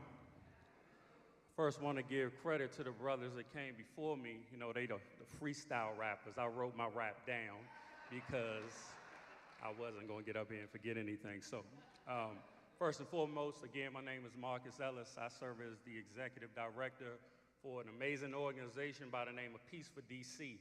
Our organization focuses on something that I think you all would appreciate, and that's really healing the healers. We know what our violence interrupters and folks doing this work face throughout their career and daily, right? Me, myself, in a former position, each morning before I could get my coffee, 8:30 a.m., I sat on a call that reviewed every incident that happened from the night before. Every incident. You know, I mean, literally, I ain't had the Starbucks yet, and I'm talking about murders and homicides from the night before. And that was over the phone. But violence interrupters, y'all are on the scene. You're seeing this stuff firsthand.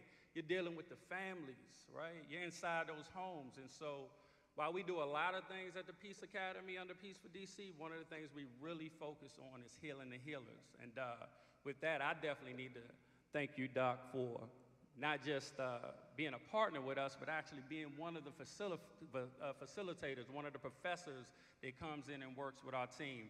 And you see the folks back there in the red, I must acknowledge, we're a small but mighty team, so I want to make sure I give them Give them a shout out as well. Dr. Willie Wilson, Reverend, thank you. To be on your stage is an absolute honor. All the things you've done for our city, you really helped to move us forward, and we stand on your shoulders, so thank you. I want to be short, I want to be brief here, and just leave you all with a message, graduates, and it's a really simple one. We hear this all the time. If you ever been on a plane and they're giving you those instructions, you got the, they're up there and they're pointing and they're doing all these things. They tell you a real simple thing. If at any time you're suffering from for air, you put your oxygen mask on yourself first. Because you can't breathe. You can't help anybody else if you can't breathe. So while you're out here and you're doing this meaningful work and you're impacting lives, always remember, make sure you're whole, make sure you're healthy before you can make anyone else whole and healthy. So thank you, and I appreciate you all.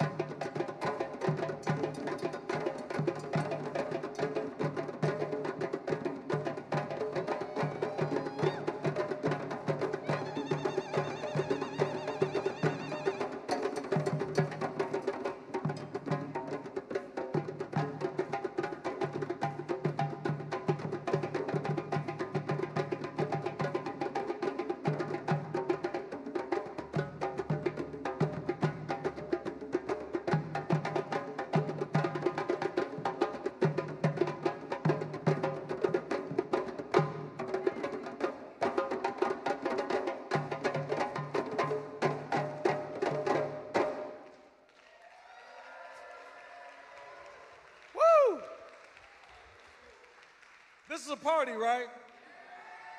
What's a party without dancing? That's right, that's right. And continuing to celebrate you all, let me welcome back to the stage my sister, Ayana Gregory.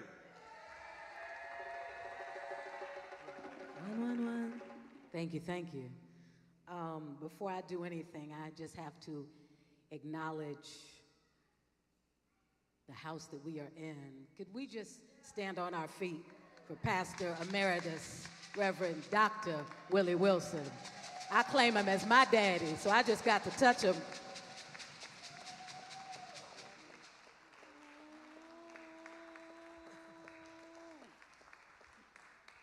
Lord knows. India Ari wrote a song for Stevie Wonder called Wonderful. So I took that song and I put my words on it, dedicated to all y'all. Y'all want to hear it? I said, y'all want to hear it? Well, here it go.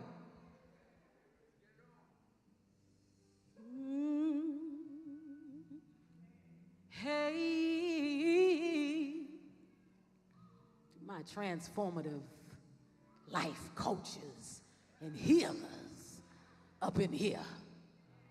Ooh, oh,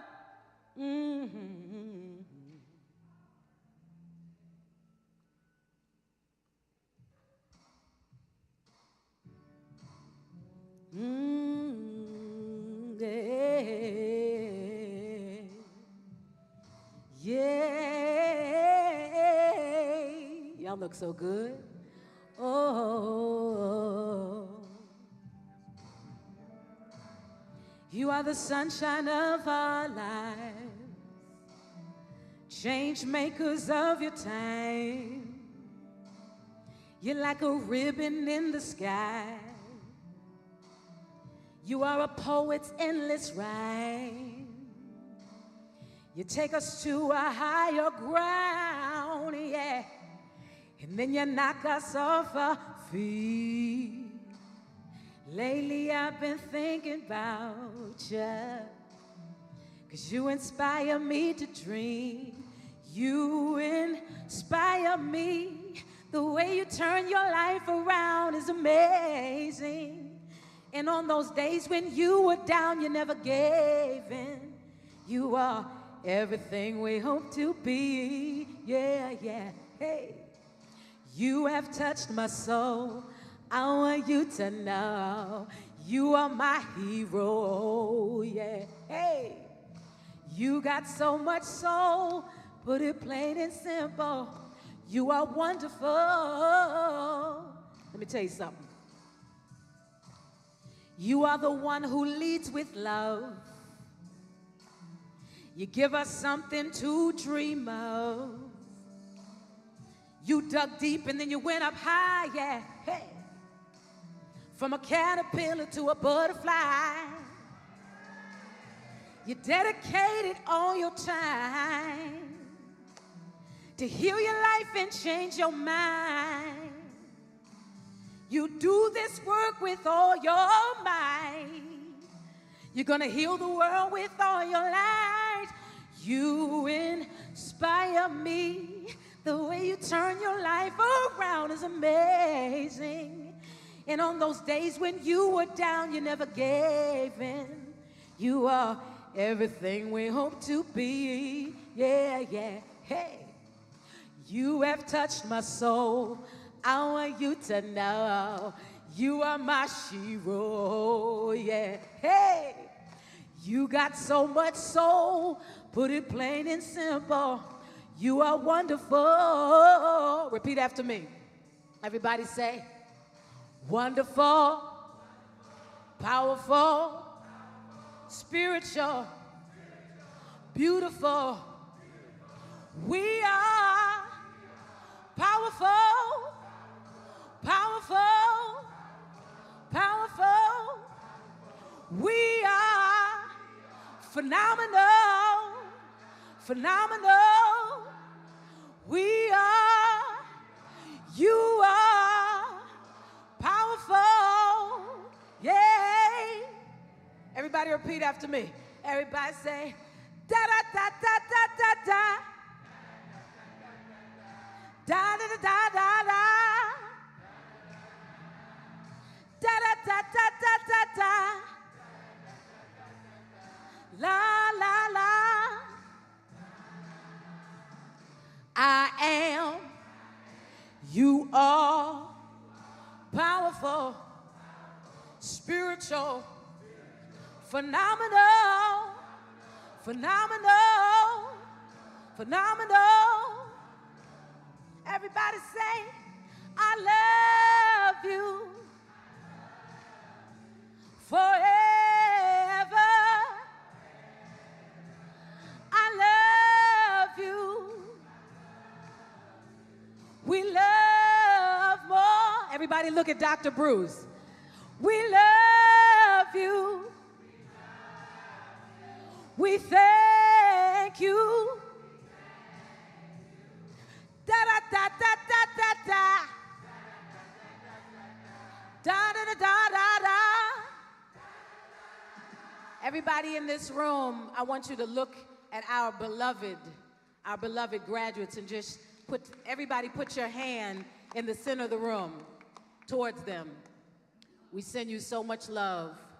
We thank you for your courage. This is the most gangster work on the planet. On the planet.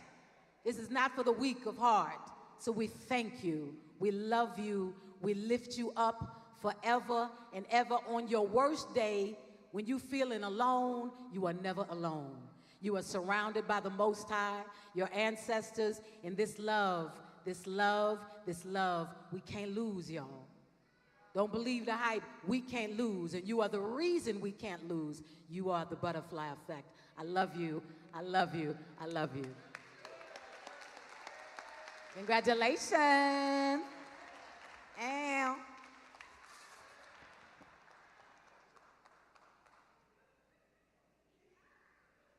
All right, all right.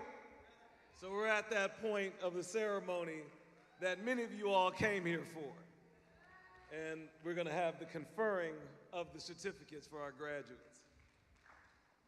Y'all ready? Yeah. Now, you know, I used to run a middle school for about a decade here in D.C., and we would have a promotion ceremony.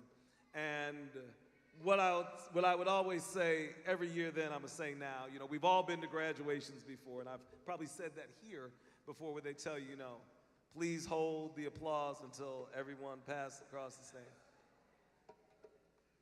I don't know why, why do they say that, right? Because we know it never happens, right?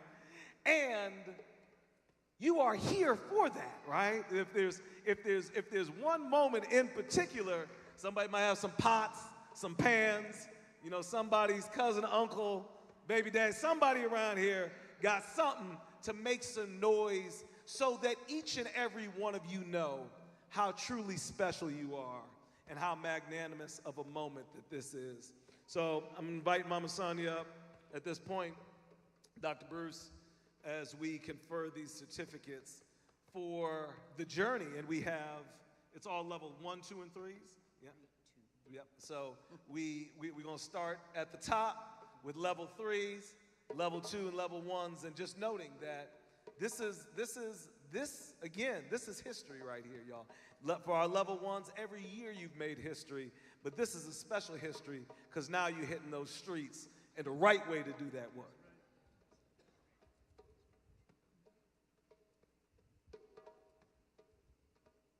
Level 3s. Level 3.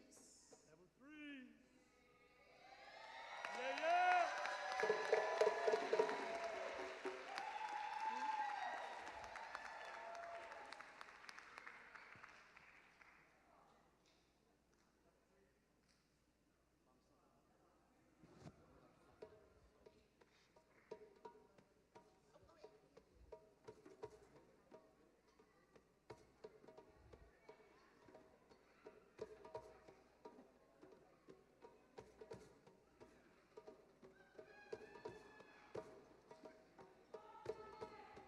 All right, Aaron Taylor Manzo.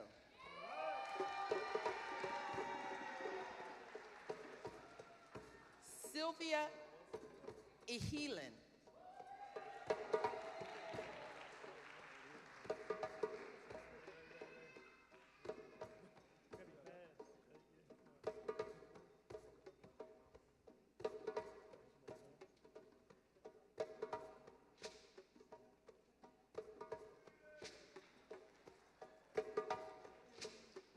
Mama Ya, Civil Peace.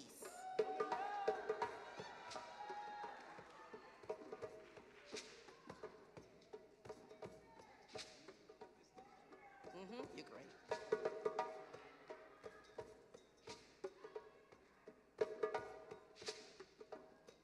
Baba Al McCray.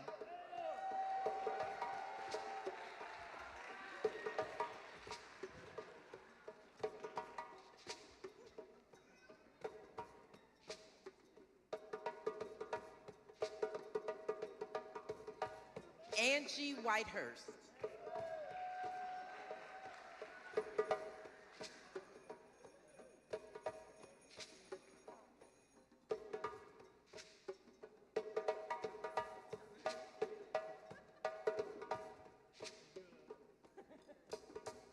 Tracy Campbell.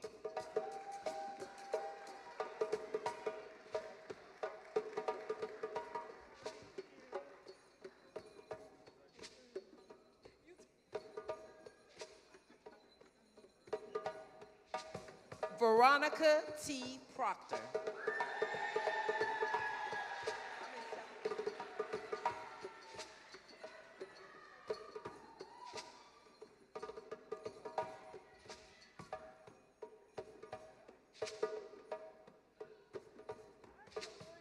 Mama Karen Settles.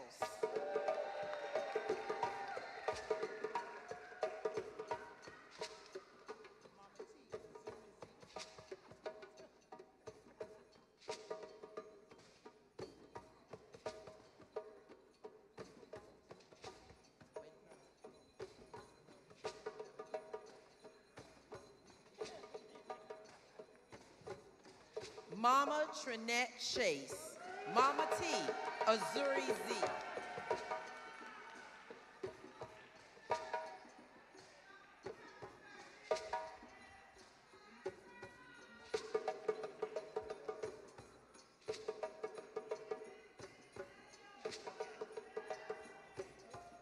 Mama Beatrice Evans.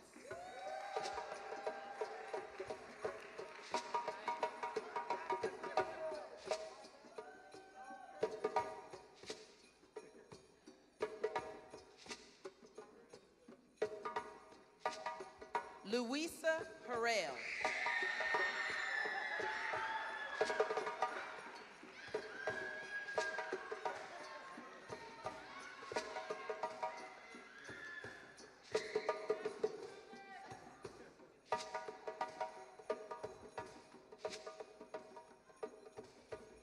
Now our level twos.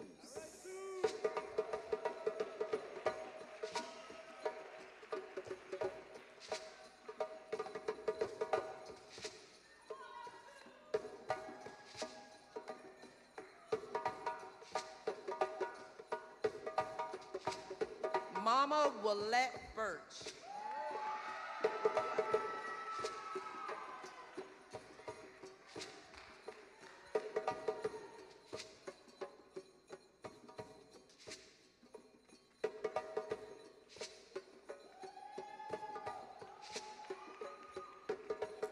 John Davis.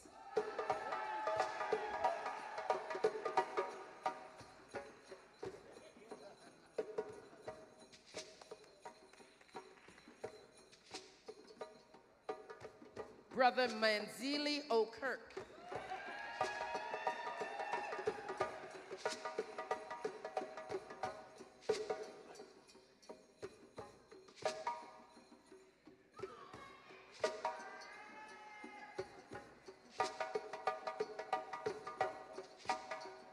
Mama Teresa Adams.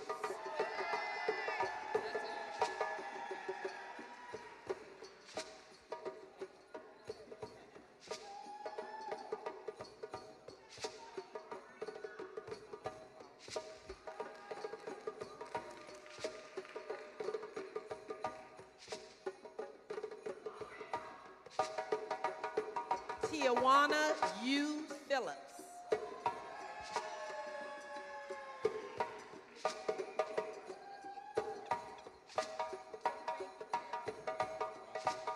Mama Patricia Moran.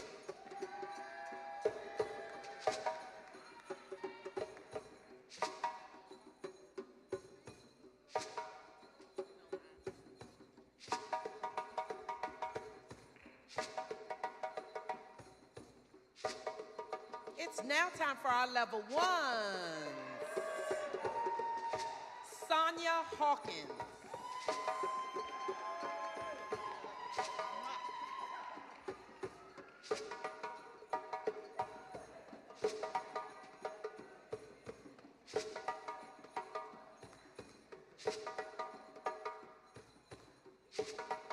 Sharice Quarles.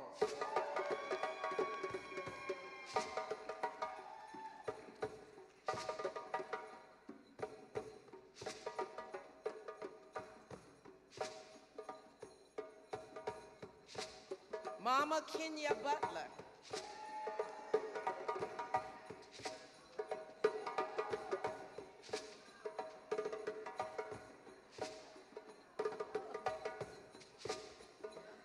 Mama Tia Burl.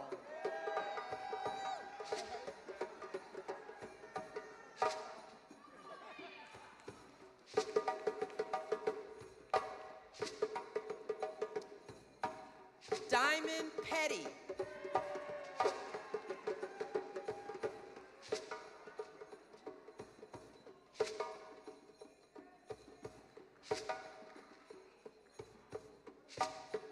Mama Nirvana Dominique Lowry Robinson.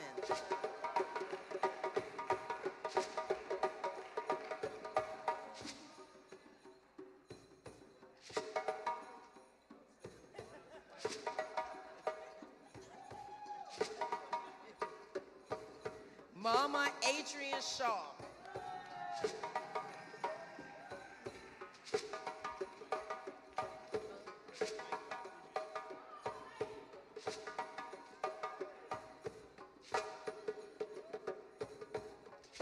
Baba Kevin Reed.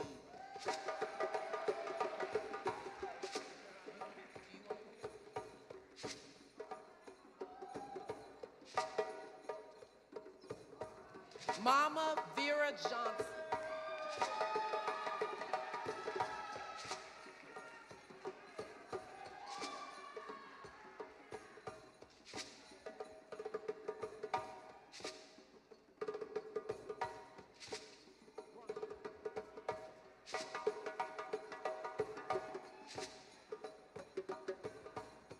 Baba Brian Bookard.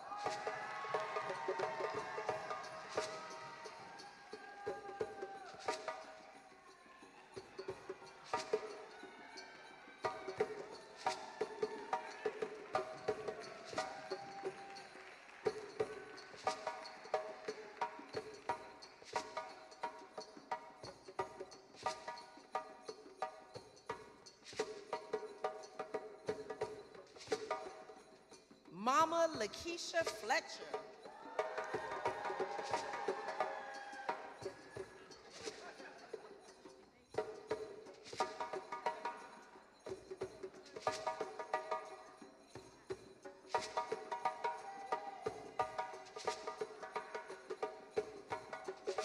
Mama Erica Groover.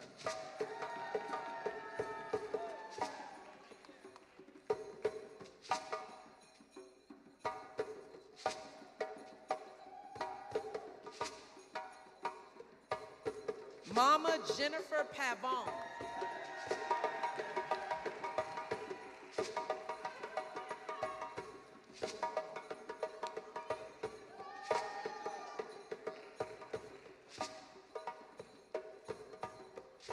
Brother Delvon Homer Jones.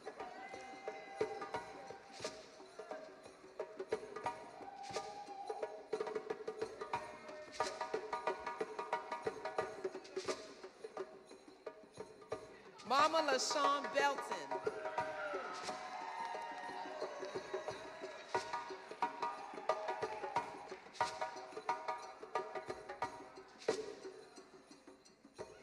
Mama Diamond Jackson.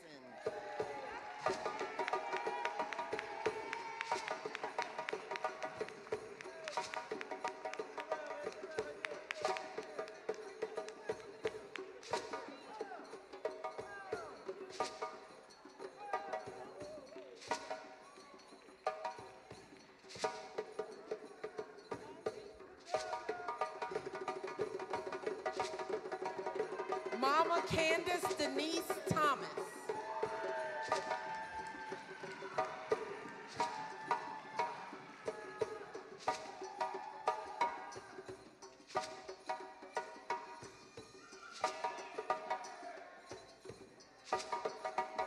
Mama Gwendolyn Adams.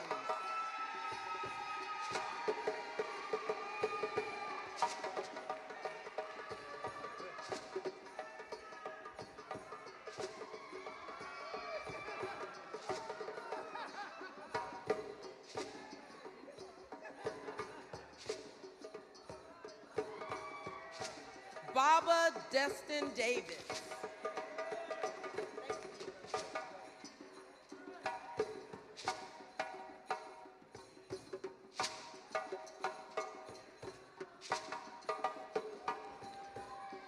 Mama Michelle Neal.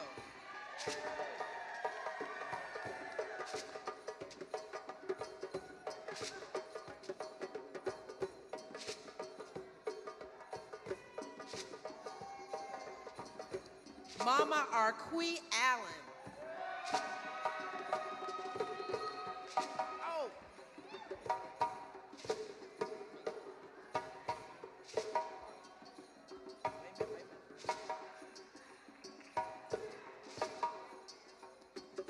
Mama Beverly Jackson Gray.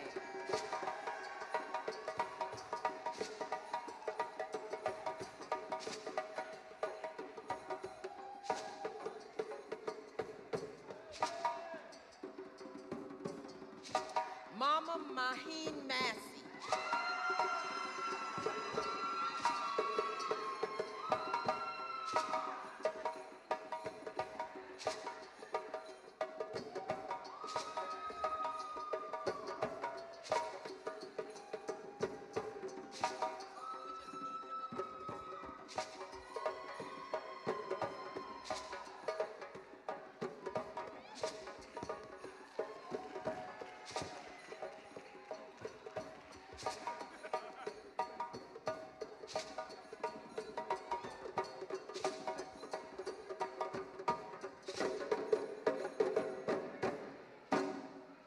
Woo!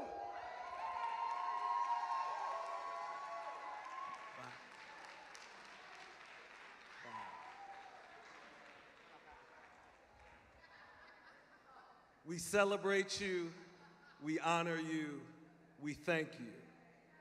We thank you for committing to go through the path for our level threes.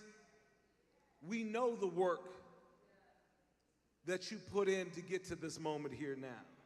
And again, we honor you because you did that work to support us. For those who've come behind level twos, you see the path in front of you, and you're also blazing a trail for those that come behind. And for our level ones, welcome and congratulations to the completion of your first stage.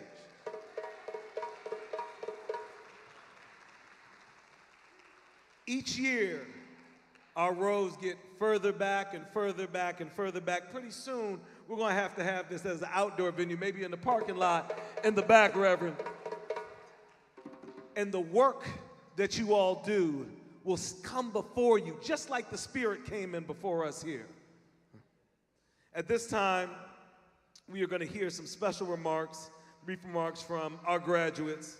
And we're going to start with our representative from our level three, Mama Trinette Chase. Come on, welcome Mama Trinette up to the stage.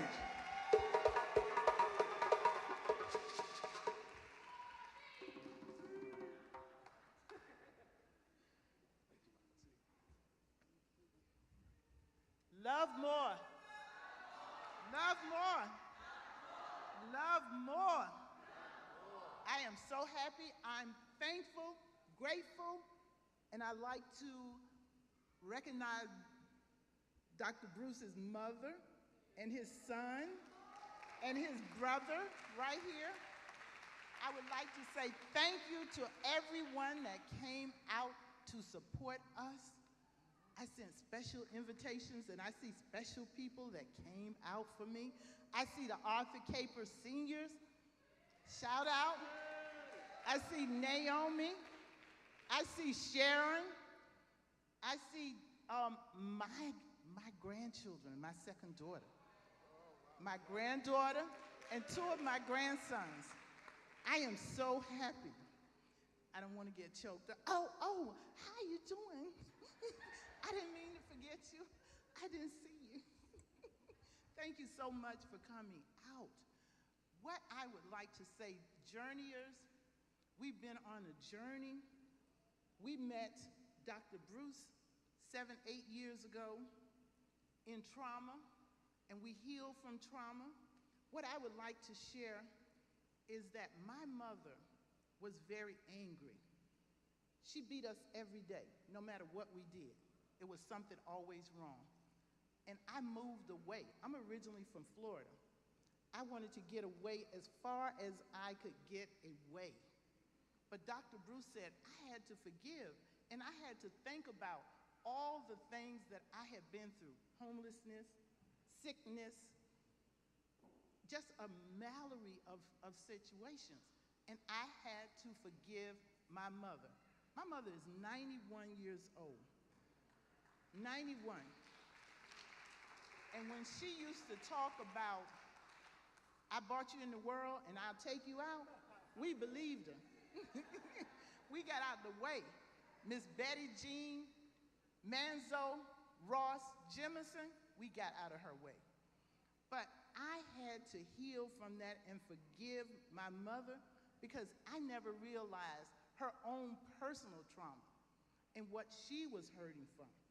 And so now I listen to her at 91, and I'm so thankful and grateful. Everything is in divine order. Thank you. Thank you. And we have our representative from Level 2, so let's give it up for Pastor John.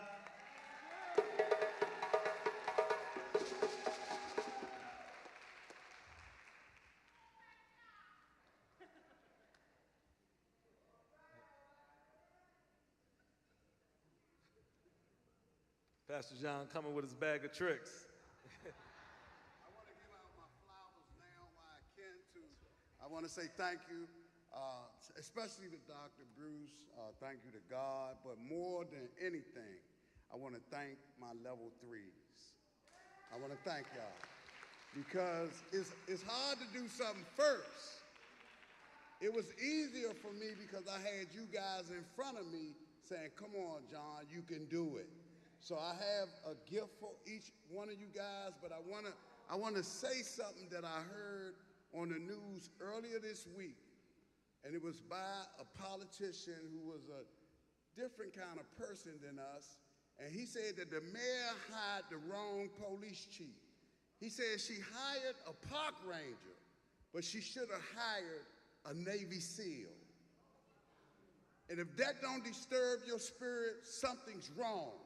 We're doing what's right, and we got to keep doing it, y'all. We got to flip this thing around. And I believe that the people I'm involved with got the love in them to do it. So I love you guys. Thank you.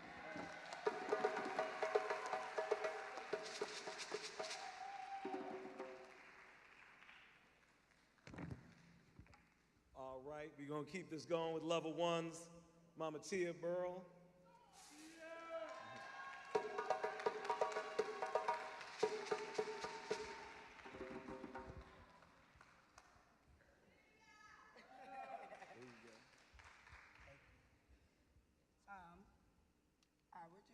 I'm sorry, I didn't choke that. I just want to thank Dr. Bruce and the whole Lovemore family, because it was some days I didn't even want to come on because, I was going through a lot of things. And I went through a lot of trauma for a long time, but I'm learning how to forgive. And this whole movement helped me to be a better person, and even towards my children. And just me just inside, because I was the bitter person at one point. I was angry at one point for things that I had went through. But this whole Love More movement helped me to change my thought process, and it made me a better person today. And I'm still working on myself, and I'm not finished. And I love y'all. Thank y'all. Love more. All right. Thank you. Thank you. Thank you. Baba Destin Davis. Baba Destin here. And then, right. And is Mama Lakeisha Fletcher. Mama Lakeisha Fletcher. Oh, sorry. All right. Snuck up on me, Baba. All right. How y'all doing today? Love more, love more. I'm doing beautiful. I'm doing beautiful.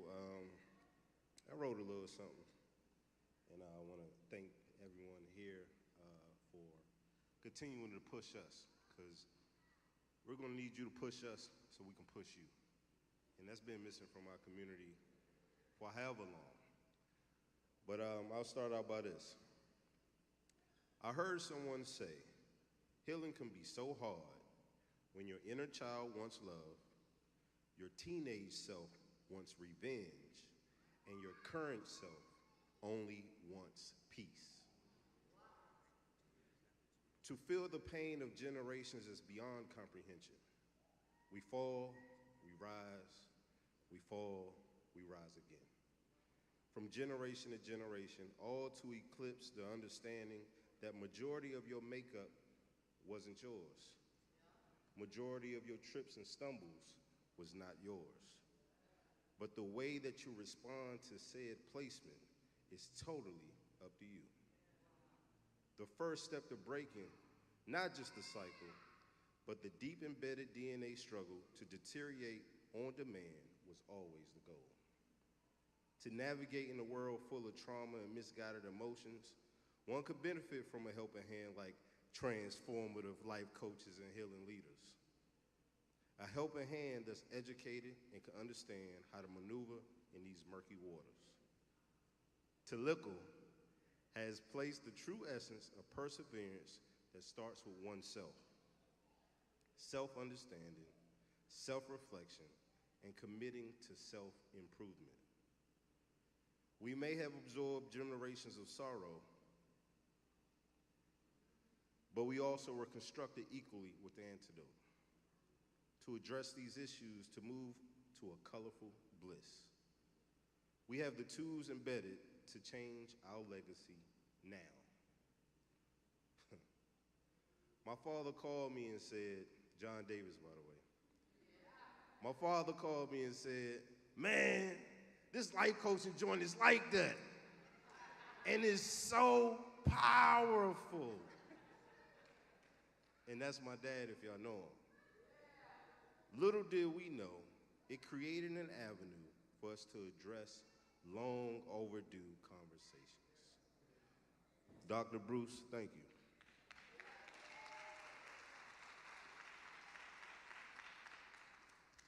I'll close with this. More than likely, the key to all our questions is love. So simply, let's just love more.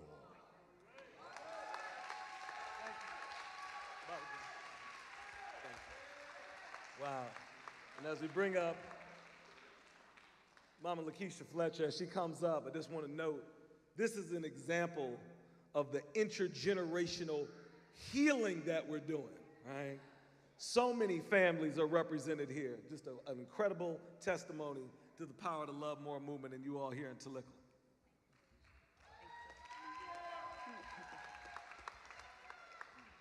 Love More family, good people. So I also wrote a poem about my level 1 journey.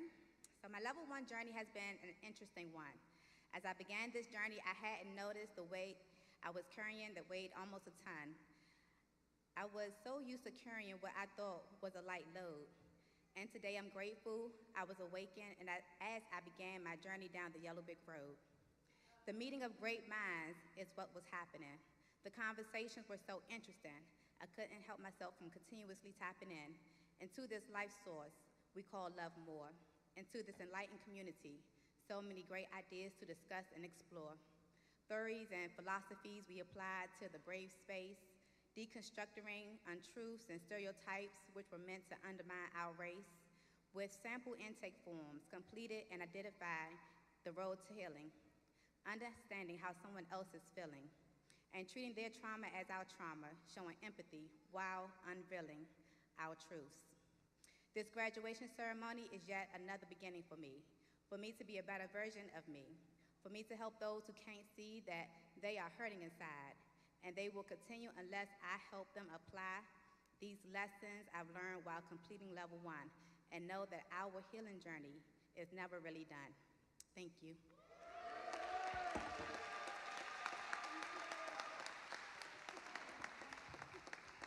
Thank you. At this time, we'll welcome Mama Gwendolyn Adams. Where's that sign? We got that sign again? Come on, hold it up high. That's what I'm talking about. You know they got me. They got me so bad that I was supposed to be posing, and I saw the sign. I went into yeah. Praise God. Love more, everyone. I am so excited. I have been excited since yesterday, and when I saw the prayer that was sent out for us, it just touched my heart. And then it's so much I want to say, but I can't say it all. I'll say it when I do level 2.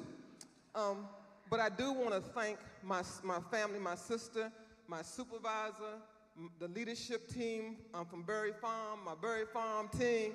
I just thank you all. Thank you for coming out. Thank you for your support. God knows where we need to be when we need to be there. And in my life, so many times, I don't know about you all, but have you ever been over there when you ought to be over here? And that has happened not once, but more than once in my lifetime. But to be someplace and know that this is where I'm supposed to be, without a doubt. And this year has been a trying year in my personal life. So I needed love more. They didn't really need me, but I needed them. And I thank God for each and every one, the love that I have received, the prayers that went out during the time that I was going through some of the most difficult things that I've ever gone through in my life, in my latter years. But God said the latter was going to be greater. So I thank you that this is part of my greater, Dr. Bruce. And I thank you for how you pour into us. I really do. There's so many things. I think about that butterfly. There's a song that he did with us, Everything Must Change. And y'all don't know it because y'all ain't in the class, but y'all not in the movement.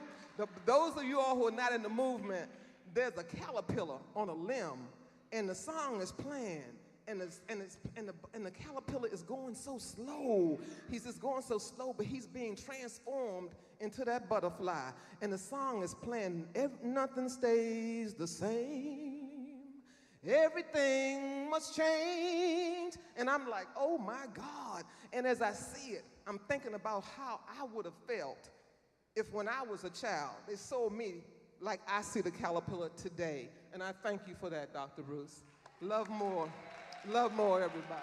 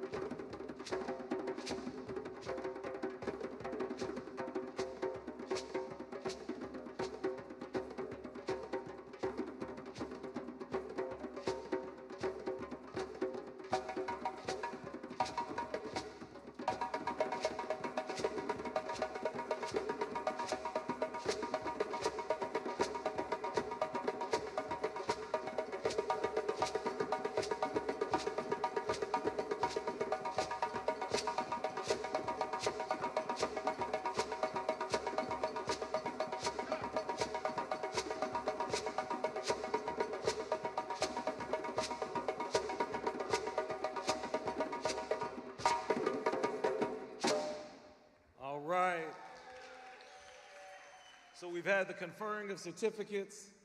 We've heard those representatives of those organizations that have supported you all. But most importantly, we heard from you.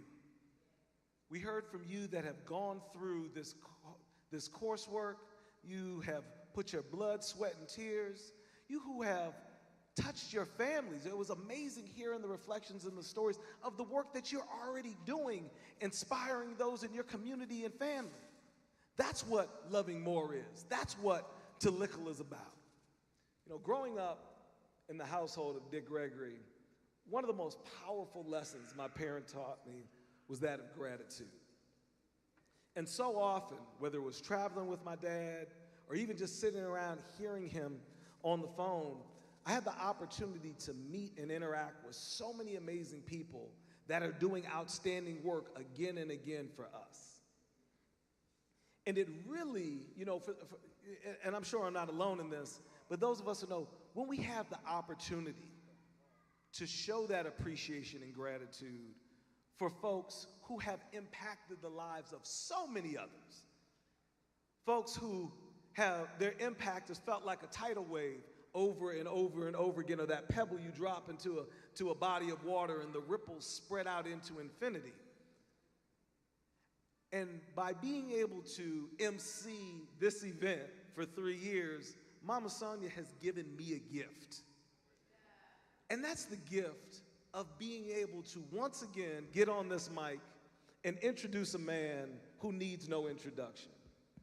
Introduce a man by not just his words, not just by his deeds, but by constructing this very foundation, has not only created a pillar of excellence and reverence within our community, but you would be amazed at the folks around the world and across the country when I say I'm from Washington, D.C., and when I talk about my spiritual home, and they say, whoa, whoa, whoa, you talking about the church with this amazing mural of the Last Supper that is known around the world?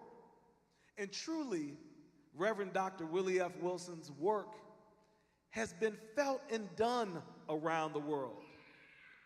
Here within our alleys and streets here of Washington, D.C., to several countries on the continent of Africa. And so, again, it is my distinct pleasure, my honor, to welcome to the stage the Pastor Emeritus of Union Temple Baptist Church, our home, and that has always welcomed us here for 3 years in a row, Reverend Dr. Willie F. Wilson.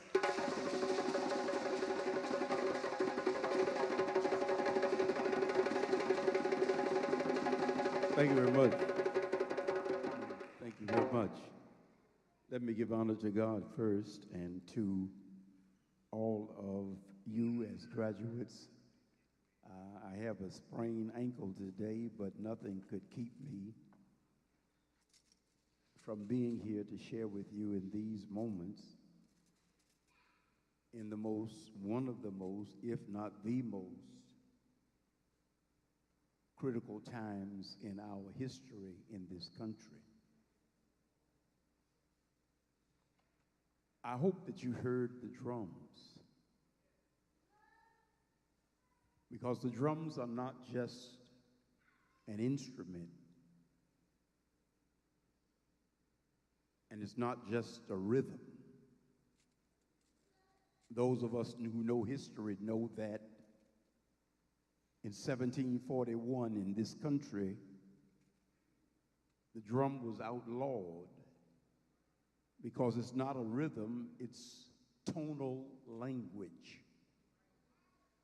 And our ancestors could send a message 20, 30 miles away, because if you knew the tone, you knew what the words meant. And I was listening, and I heard the drums say, "Come home. Come home." Home where? How many of you know about, if you give me about 5 minutes, I think I can put this transformation process into something that you can hold and take away from here for the rest of your life. How many of you have ever heard of Kirk Franklin, gospel singer, musician, composer, arranger? If you haven't heard his video that he put out a week and a half ago, you need to go on YouTube and listen to his story, because his story encapsulates each one of us, every black man, woman, not only in America, but on this planet. Kirk Franklin has won 16 Grammy Awards. He has received every kind of trophy you could ever imagine. And in this video, I'm not going to tell you the whole thing, but in this video, he says, none of the awards, none of anything that I've ever received could impact my life in terms of what he called a colossal calamity that took place from March until June of this year. He starts out telling the story of how he was adopted at age 4 by a distant relative who was 64 years old. And he said he never had any kind of communication with her whatsoever. He saw his mother 2 or 3 times a year. And the pain that he felt was that, why is it? He said there's a difference between being a foster child, because once your parents are absent, you don't keep feeling that pain over and over again. But because he saw her 3 times a year, every time he saw her, the pain came back. And the pain was, what's wrong with me? Why doesn't she want to keep me? And so he was raised up with this woman. And as he grew older, when he got to be adult, he couldn't communicate with his mother. And she told him who his father was. And he believed what she was telling him. And his father, so it was, so to speak, as he thought, was dying of cancer. And he went to see the man, and he had hated the man all his life because that father had not been in his life. And then there was a funeral. The funeral was of the sister of his mother. And he didn't go because he hadn't spoken to his mother for 23 years. He didn't want to see her because he felt rejected. He felt abandoned. He felt that nobody cared about him. And so he didn't go to the funeral. But at the funeral, there was a man there. And the man whispered to his childhood friend that he grew up with and told the man that was sitting next to him, I used to date, talking about Kirk Franklin's mother, I used to date her when I was a young boy.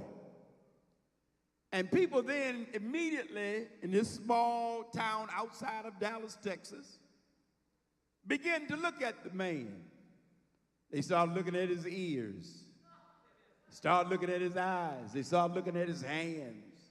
They started looking at how short he was, because Kirk Franklin is only 5 feet 5 inches tall. And the whispers started going around the community, that might be Kirk Franklin's father, for real.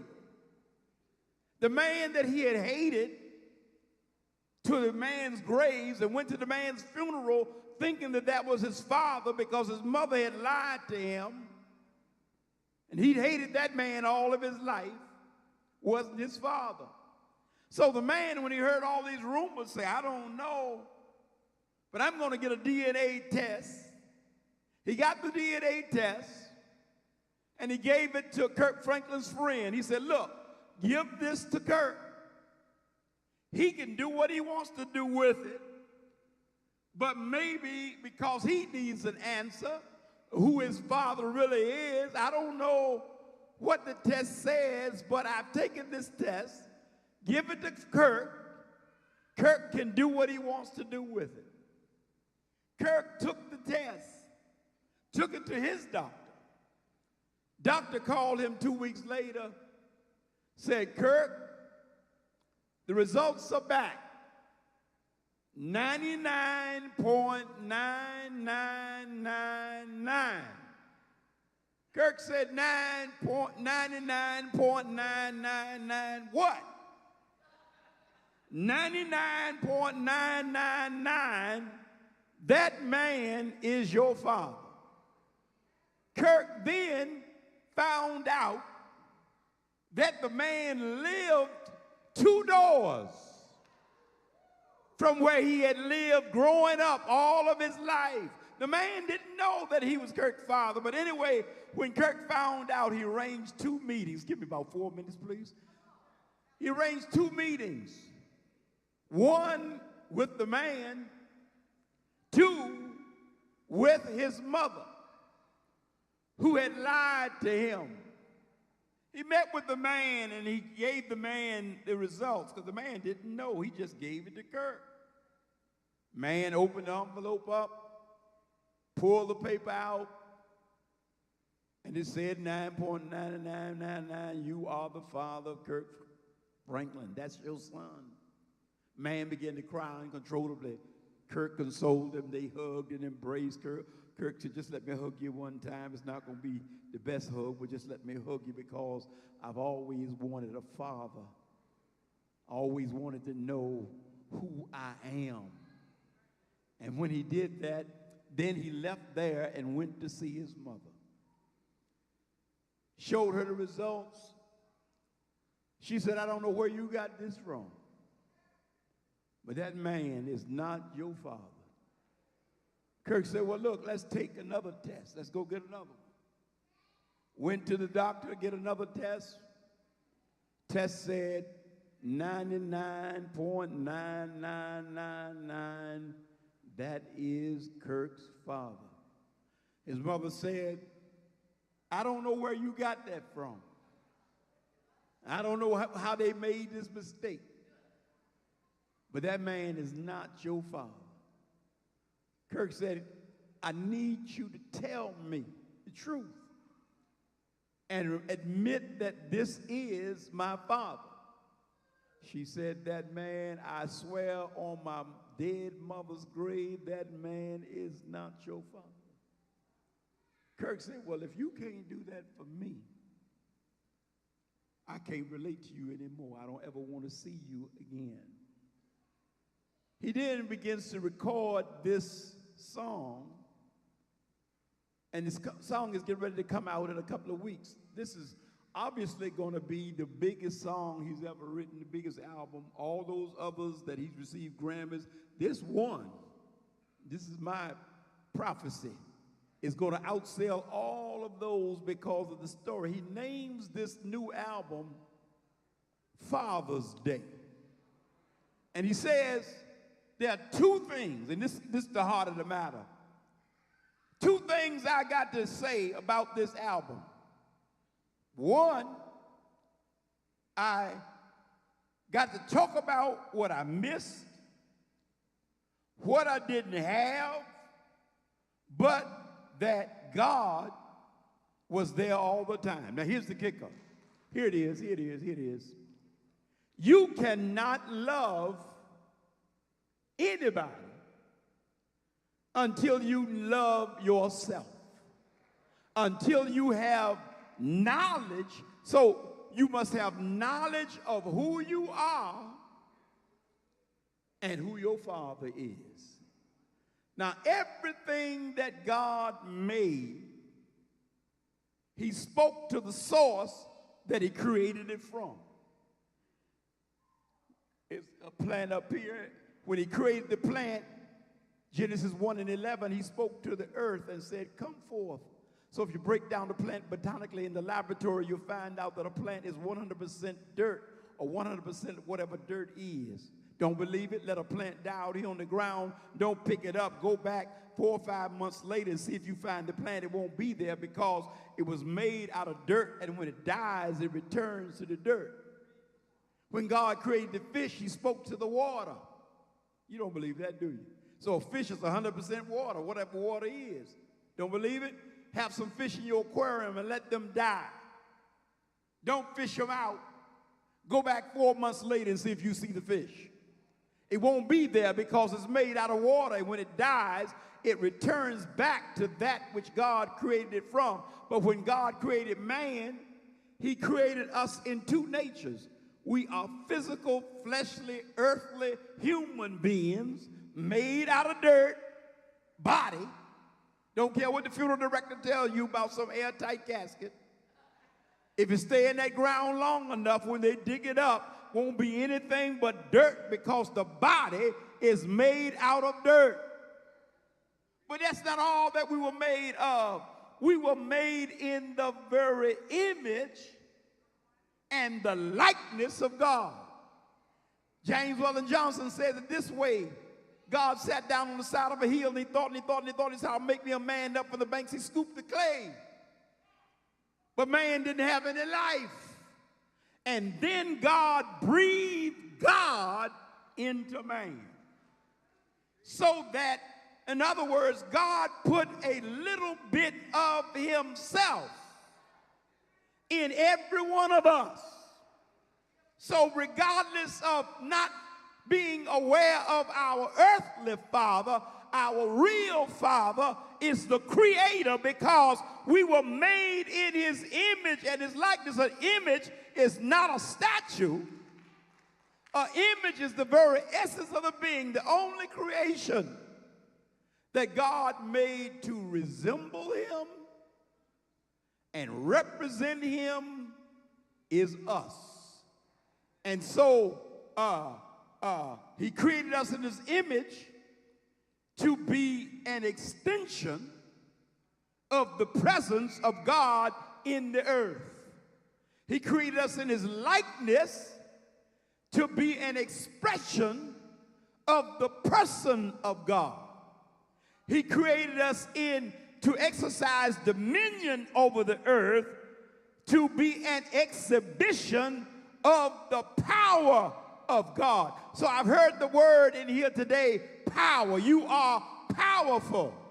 Oh, if you knew how really powerful you are, made in the image of God, that means that you're supposed to act like God and do like God. So when you wonder why all this killing of young people is going on out in the streets, it's because they have no knowledge of who they really are. And they've been taught that they are niggers. And a nigger ain't nothing. A nigger has no value. In the war, when they're fighting battles, they always teach the soldiers to call the enemy something less than a human being, because it's not in the human nature naturally to kill another human being. So you call them geeks or Japs or some other name that diminishes their human nature. So at the closing of this song, and I'm finished, Kirk Franklin says, I will trade all the trophies I want to have someone just to call me their son. And the essence of it is this: when you understand that the Creator is your Father, and you understand then the value that you have that supersedes anything that could ever happen to you. Jesus said it this way: greater is he that is in me than anything I'm going to face out here in the world. So if we would only understand these two things: one, who you are, a being created in the image and the likeness of God, and that your true Father is Almighty God. It gives you the value that you should have for yourself, and whatever you love about yourself, you will love about everybody else because we're made, all of us, in the image of God. Thank you.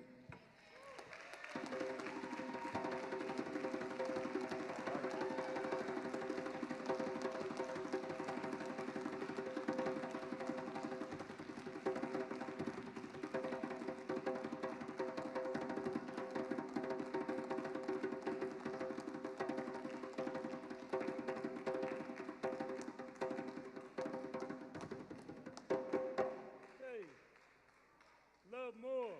Love more. We want to, as we started, like, I used to have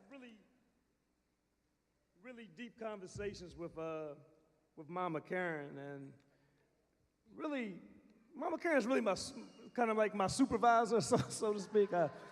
I'll check in with her, ask her, like, look, what, you know, which way we need to go, what I need to be doing, is this going the right way, does this vibration feel right? And she'll answer me, and she's like, yeah, you know, do this. Like, that's why the book just came out. She said, no, you need to wait. And she says it in such a loving way. I just listen and say, okay, all right, you know. And everything she says has pretty much come to fruition. Like, you know, this vision's coming to fruition. And I want to recognize you, Mama Karen, as we go. And everybody feels it, like, yeah. So come on up for a second.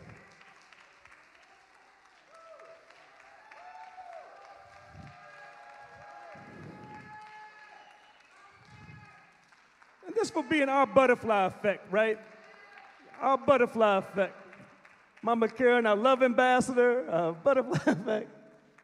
Thank you so much for believing in this, believing in the vision, for being you. And we want to present you with a token of just our appreciation.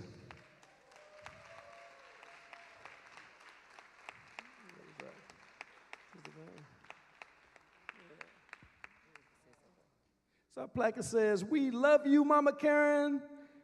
Thank you for being the butterfly effect. This is just the beginning. We love more.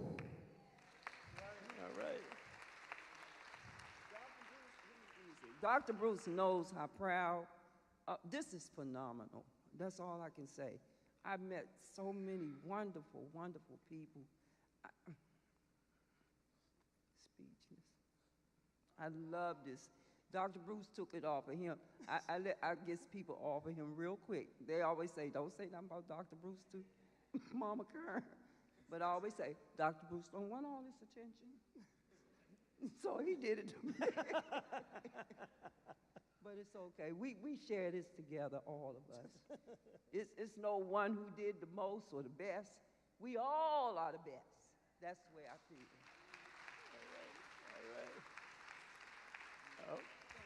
All right. And before we close, I want to,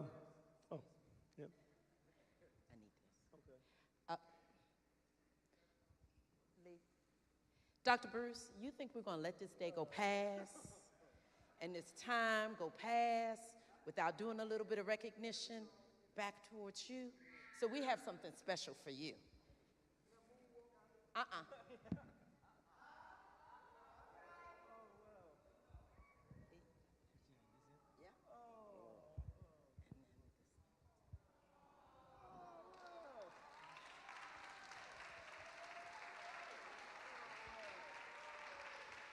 Dr. Bruce, because of everything you give and you do for everybody else, we just wanted to take a minute to wrap you in some of the love that you've given to all of us.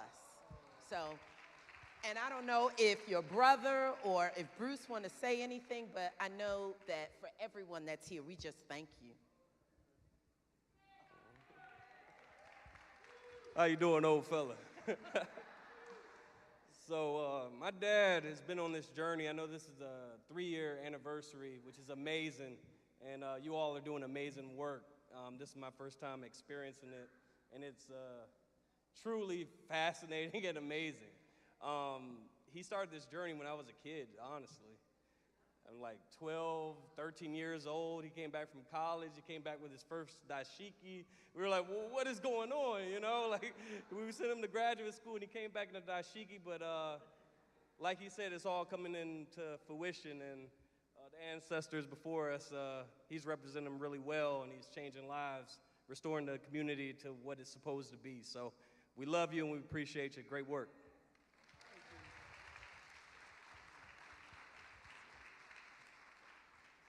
Yeah, I just wanted to say real quick, man, how proud I am of my brother.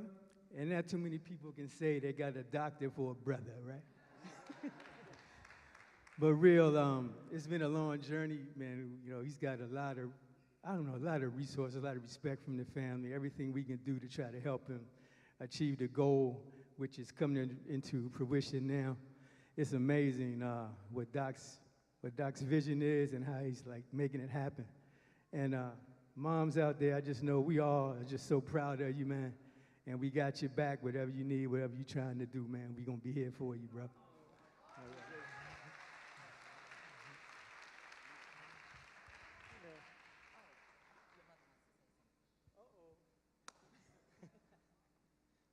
I'm not in trouble, am I?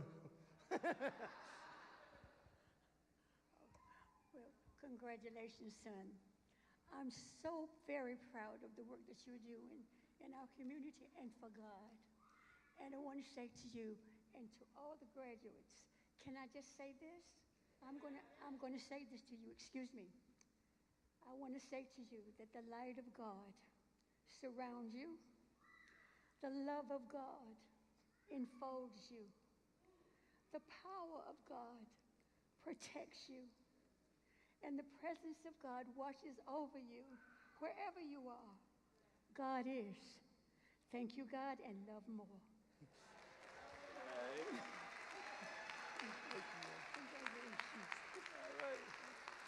All right. Yeah, thank y'all so much.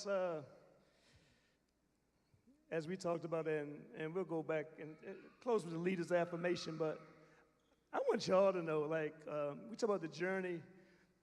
It's us, like, it's us becoming family, us believing in butterflies, us knowing that we're valuable enough to love and be loved. We're going to atone, forgive, heal, grow, thrive, love, and transform. We don't have to be extras in our own movie because we're stars. Those pieces together. You know, the language that changes, how we now going to talk to our children, how we going to impact this, we infuse this love into our communities. That's the solution, because we know who we are. Like Reverend Willie Wilson said, we know who we are. That's the transformation, knowing who we are and where we're going. So let's end with L, E, A, D, E, R,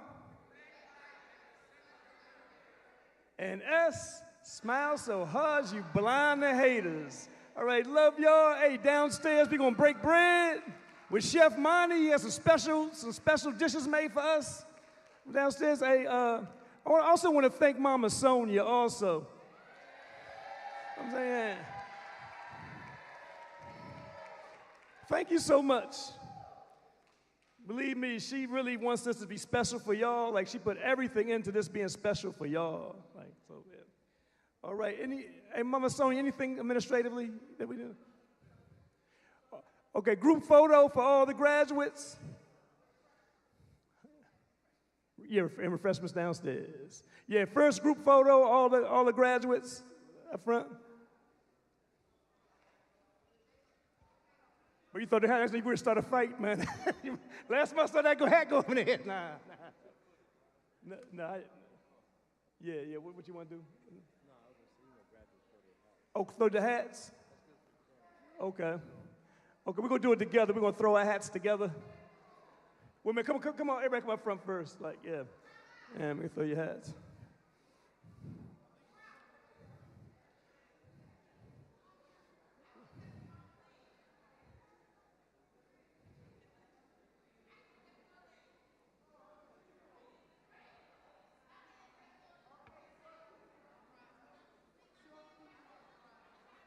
Bobby Hans say thank you, bruh. Nigga, just thank you. You always come through. You keep it moving, man. Thank you.